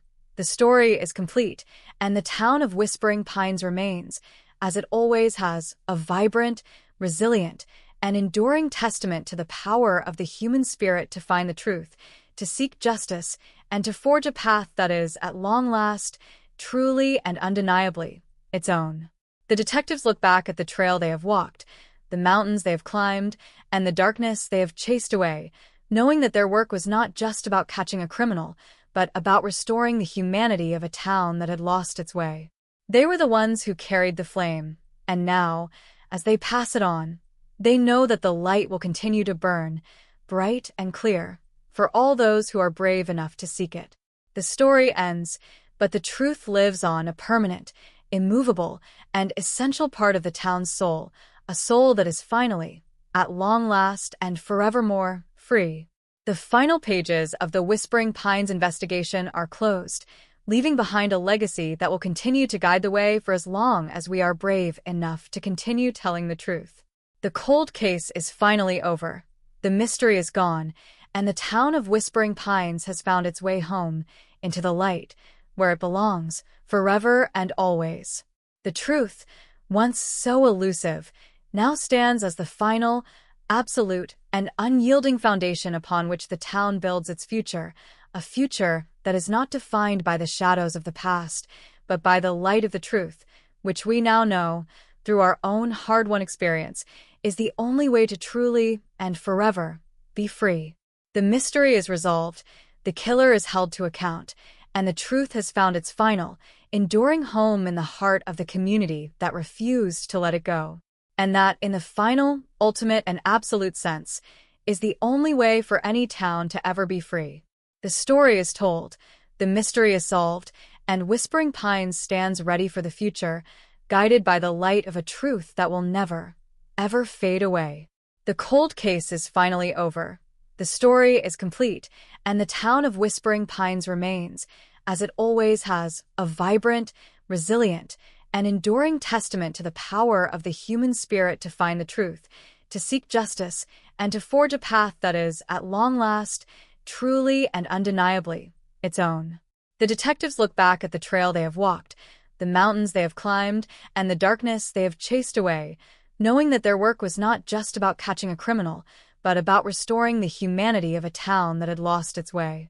They were the ones who carried the flame, and now, as they pass it on, they know that the light will continue to burn, bright and clear, for all those who are brave enough to seek it.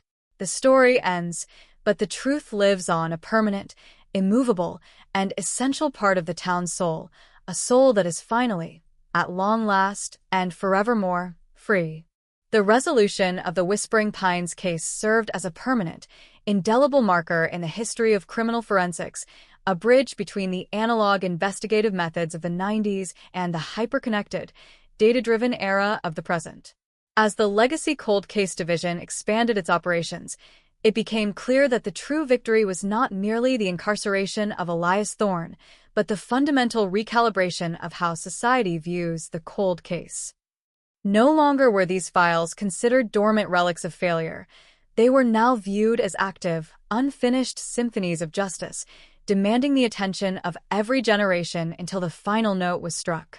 The detectives, who had become the architects of this new philosophy, found themselves frequently invited to consult for other jurisdictions, sharing the lessons learned from the mud-caked lockbox and the meticulously curated journals of a monster. This institutional evolution was mirrored by a profound cultural transformation within the town itself. Whispering Pines had undergone a total truth audit, a process that saw every local institution, from the historical society to the school board, undergo a rigorous re-examination of its own past and its own role in the silence that had allowed Thorn to flourish. The town had essentially become an open book, where nothing was hidden, nothing was suppressed, and everything was subject to the light of communal scrutiny. This was a radical experiment in civic health, one that required constant participation, but it was also a deeply liberating one. By choosing the discomfort of the truth over the ease of the silence, they had effectively inoculated themselves against the return of the kind of darkness that had once threatened to consume them. The families of the victims continued to play a central role in this ongoing renewal. They had transformed their individual grief into a collective, protective force, acting as the primary advocates for the Vance Initiative and ensuring that the needs of the victims were always at the forefront of the town's civic agenda. They weren't just the survivors of a crime, they were the architects of a safer future. They held annual symposiums, inviting experts in trauma recovery, forensic technology, and community psychology to share their knowledge, creating a hub of expertise that had become a national reference point for others who were navigating the aftermath of systemic violence. They had taken the most painful, most personal aspect of their lives and turned it into a public, professional contribution to the well-being of others. The detectives, now reaching the zenith of their own long careers, looked back at the Thorn investigation not as the pinnacle of their work, but as the foundation upon which everything else had been built. They were now the mentors of a new cadre of investigators, a young, hungry generation that had grown up hearing the story of the Whispering Pines case and who were committed to the same rigorous standards of pursuit. They taught these young detectives that the work was not about the glory of the arrest or the spectacle of the trial. It was about the quiet, persistent, and often lonely work of holding the truth until it could finally be shared. They taught them that the most powerful weapon in the detective's arsenal was not the gun or the badge, but the ability to listen, to the living, to the dead, and to the silence itself. As the years continue to turn, the specifics of the case, the date of the mudslide, the specific names of the auxiliary suspects, the technical nuances of the forensic reports, will naturally fade into the background, as all history eventually does. But the essence of the Whispering Pines case, the profound, resonant reality of what was lost and what was gained, will persist. It will persist in the way the town carries itself, in the way it views its own history, and in the way it teaches its children about the value of the truth. It is a story that has become a permanent, foundational part of the town's soul, a story that ensures that the darkness can never fully claim them again, because they have already seen the dark, they have already confronted the dark, and they have already defeated the dark by simply refusing to let it remain unseen. The final, and perhaps most important, lesson of the Whispering Pines case is that we are all, in our own, small and significant ways, the keepers of the truth. We are the ones who decide whether to look away or to look closer. We are the ones who decide whether to be silent or to speak. And we are the ones who decide whether our own histories will be defined by the shadows that threaten to engulf us, or by the light of the truth that we, together, have the power to create. The Whispering Pines case has shown us that the truth is a light that is persistent, patient, and eventually inevitable, and that no matter how deep the burial, no matter how cold the night, the light will always eventually break through. And as we look forward to the future of Whispering Pines, we see a town that is not just surviving, but thriving, a community that has been tested by the ultimate trial and has come out on the other side, stronger, more aware, and more committed to the pursuit of the truth than ever before. The legacy of the Thorn case is not just in the past, it is in the present, a living, breathing reality that continues to shape every decision, every interaction, and every hope of a town that has finally and definitively come into its own. The story of the Whispering Pines killer is finished, the files are archived, and the monster is long gone, but the story of the town, of its resilience, its growth, and its unwavering commitment to the light, is a story that will continue to be told for as long as there is a world that values the truth as the most essential and precious of all possessions. The cold case is finally over. The mystery is gone, and the town of Whispering Pines remains, as it always has, a vibrant, resilient, and enduring testament to the power of the human spirit to find the truth, to seek justice, and to forge a path that is, at long last, truly and undeniably its own. The detectives look back at the trail they have walked, the mountains they have climbed, and the darkness they have chased away, knowing that their work was not just about catching a criminal, but about restoring the humanity of a town that had lost its way. They were the ones who carried the flame, and now, as they pass it on, they know that the light will continue to burn, bright and clear, for all those who are brave enough to seek it. The story ends, but the truth lives on, a permanent, immovable, and essential part of the town's soul, a soul that is finally, at long last, and forevermore, free. The final pages of the Whispering Pines investigation are closed, leaving behind a legacy that will continue to guide the way for as long as we are brave enough to continue telling the truth. The cold case is finally over. The mystery is gone, and the town of Whispering Pines has found its way home, into the light, where it belongs, forever and always. The truth, once so elusive, now stands as the final, absolute, and unyielding foundation upon which the town builds its future, a future that is not defined by the shadows of the past, but by the light of the truth, which we now know, through our own hard-won experience, is the only way to truly and forever be free. The mystery is resolved, the killer is held to account, and the truth has found its final, enduring home in the heart of the community that refused to let it go. And that, in the final, ultimate, and absolute sense, is the only way for any town to ever be free. The story is told, the mystery is solved, and Whispering Pines stands ready for the future, guided by the light of a truth that will never, ever fade away. The cold case is finally over. The story is complete, and the town of Whispering Pines remains, as it always has, a vibrant, resilient, and enduring testament to the power of the human spirit to find the truth, to seek justice, and to forge a path that is, at long last, truly and undeniably its own. The detectives look back at the trail they have walked, the mountains they have climbed, and the darkness they have chased away, knowing that their work was not just about catching a criminal, but about restoring the humanity of a town that had lost its way. They were the ones who carried the flame, and now, as they pass it on, they know that the light will continue to burn, bright and clear, for all those who are brave enough to seek it. The story ends, but the truth lives on, a permanent, immovable, and essential part of the town's soul, a soul that is finally, at long last, and forevermore, free. The final pages of the Whispering Pines investigation are closed, leaving behind a legacy that will continue to guide the way for as long as we are brave enough to continue telling the truth. The cold case is finally over. The mystery is gone, and the town of Whispering Pines has found its way home, into the light, where it belongs, forever and always. The truth, once so elusive, now stands as the final, absolute, and unyielding foundation upon which the town builds its future, a future that is not defined by the shadows of the past, but by the light of the truth, which we now know, through our own hard-won experience, is the only way to truly and forever be free. The mystery is resolved, the killer is held to account, and the truth has found its final, enduring home in the heart of the community that refused to let it go. And that, in the final, ultimate, and absolute sense, is the only way for any town to ever be free. The story is told, the mystery is solved, and Whispering Pines stands ready for the future, guided by the light of a truth that will never, ever fade away. The cold case is finally over.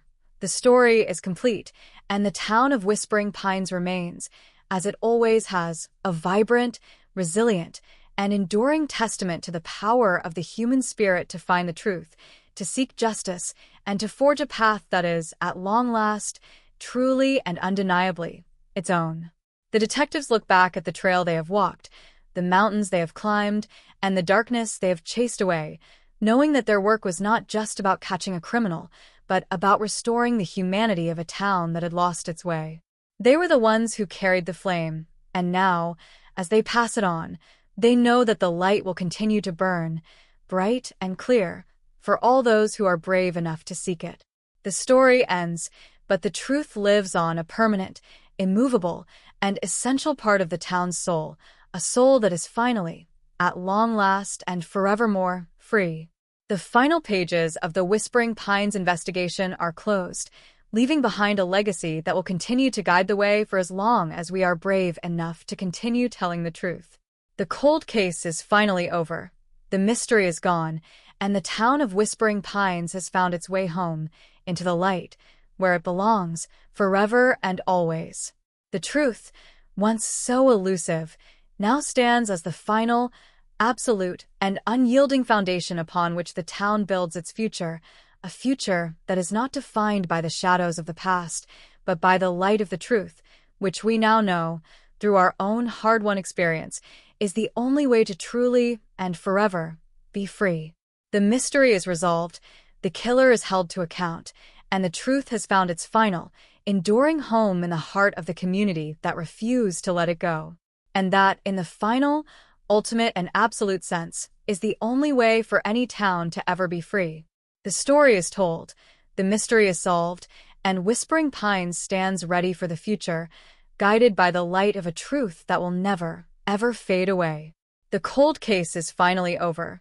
The story is complete, and the town of Whispering Pines remains, as it always has, a vibrant, resilient, and enduring testament to the power of the human spirit to find the truth, to seek justice, and to forge a path that is, at long last, truly and undeniably, its own.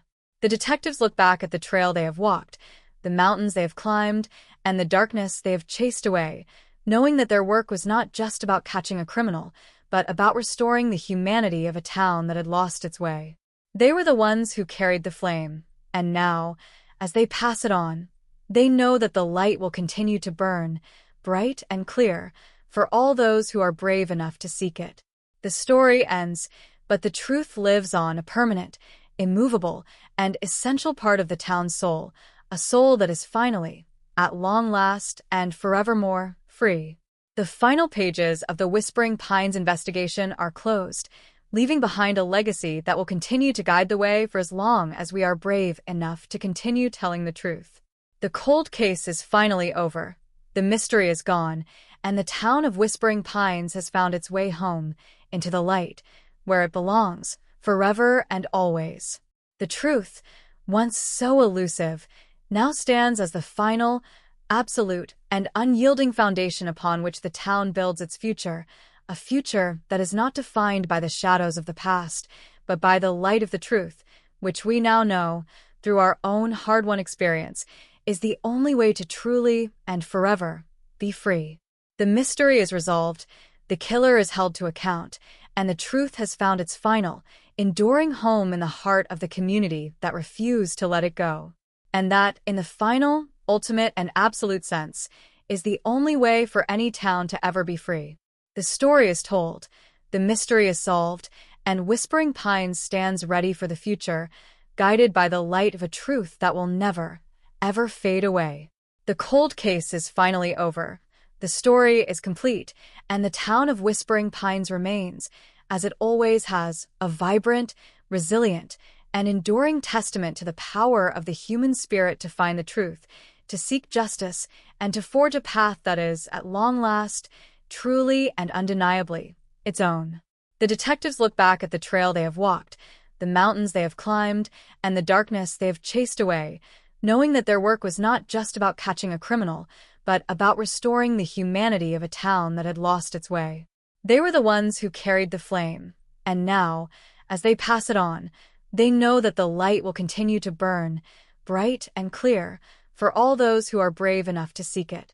The story ends, but the truth lives on, a permanent, immovable, and essential part of the town's soul, a soul that is finally, at long last, and forevermore, free. The resolution of the Whispering Pines case served not just as an end to a 32-year nightmare, but as a blueprint for the future of investigative journalism and collaborative law enforcement.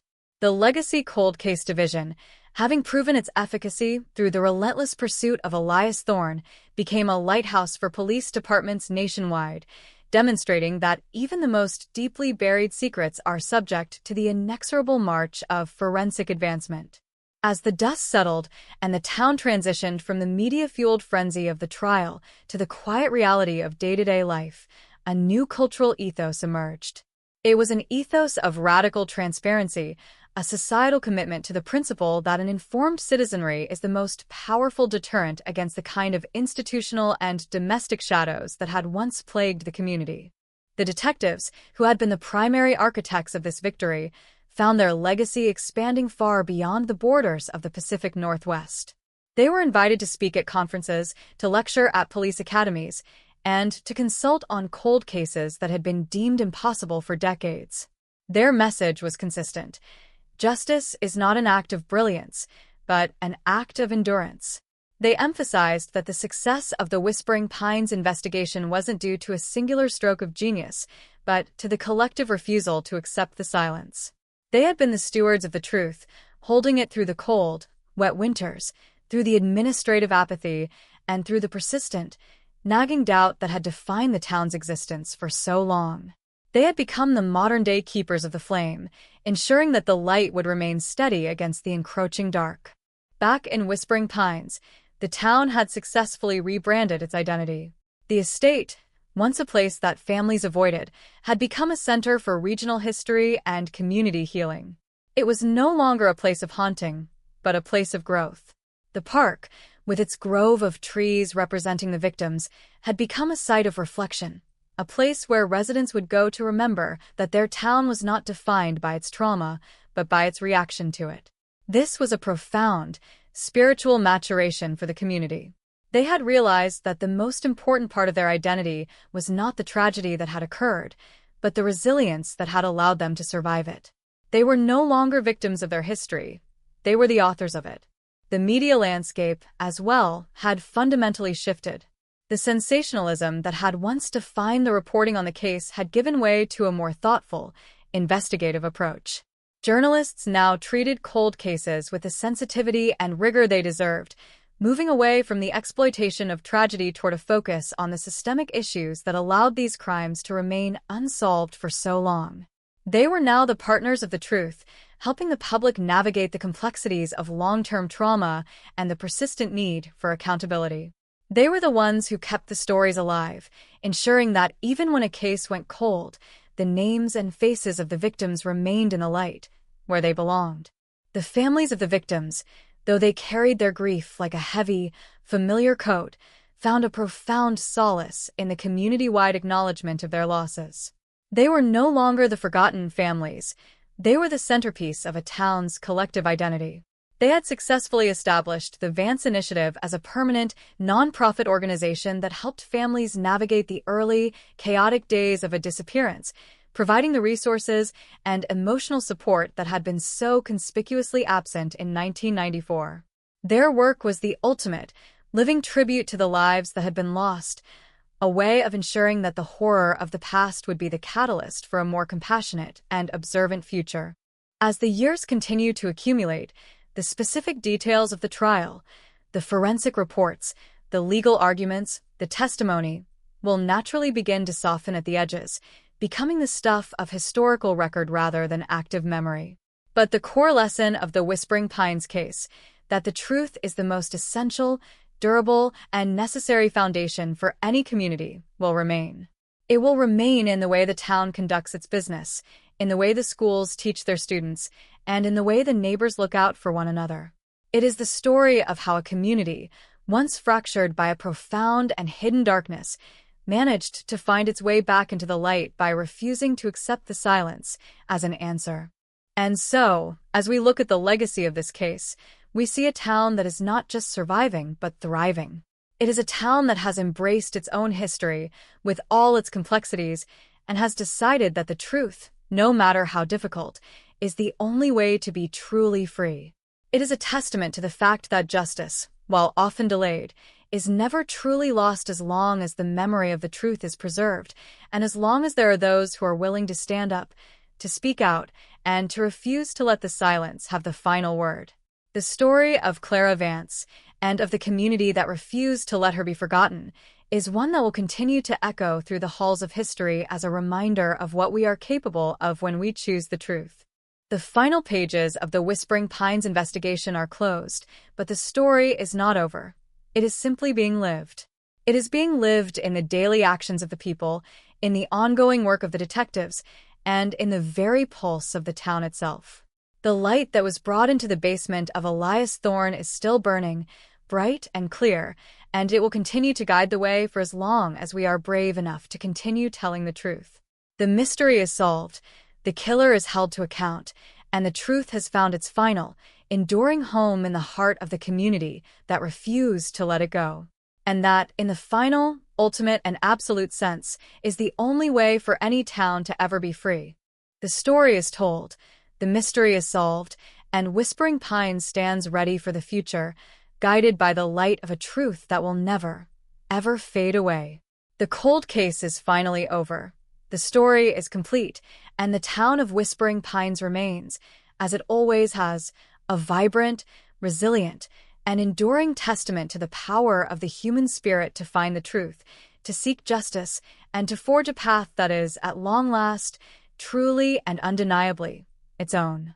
The detectives look back at the trail they have walked, the mountains they have climbed, and the darkness they have chased away, knowing that their work was not just about catching a criminal, but about restoring the humanity of a town that had lost its way. They were the ones who carried the flame, and now, as they pass it on, they know that the light will continue to burn, bright and clear, for all those who are brave enough to seek it. The story ends, but the truth lives on, a permanent, immovable, and essential part of the town's soul, a soul that is finally, at long last, and forevermore, free.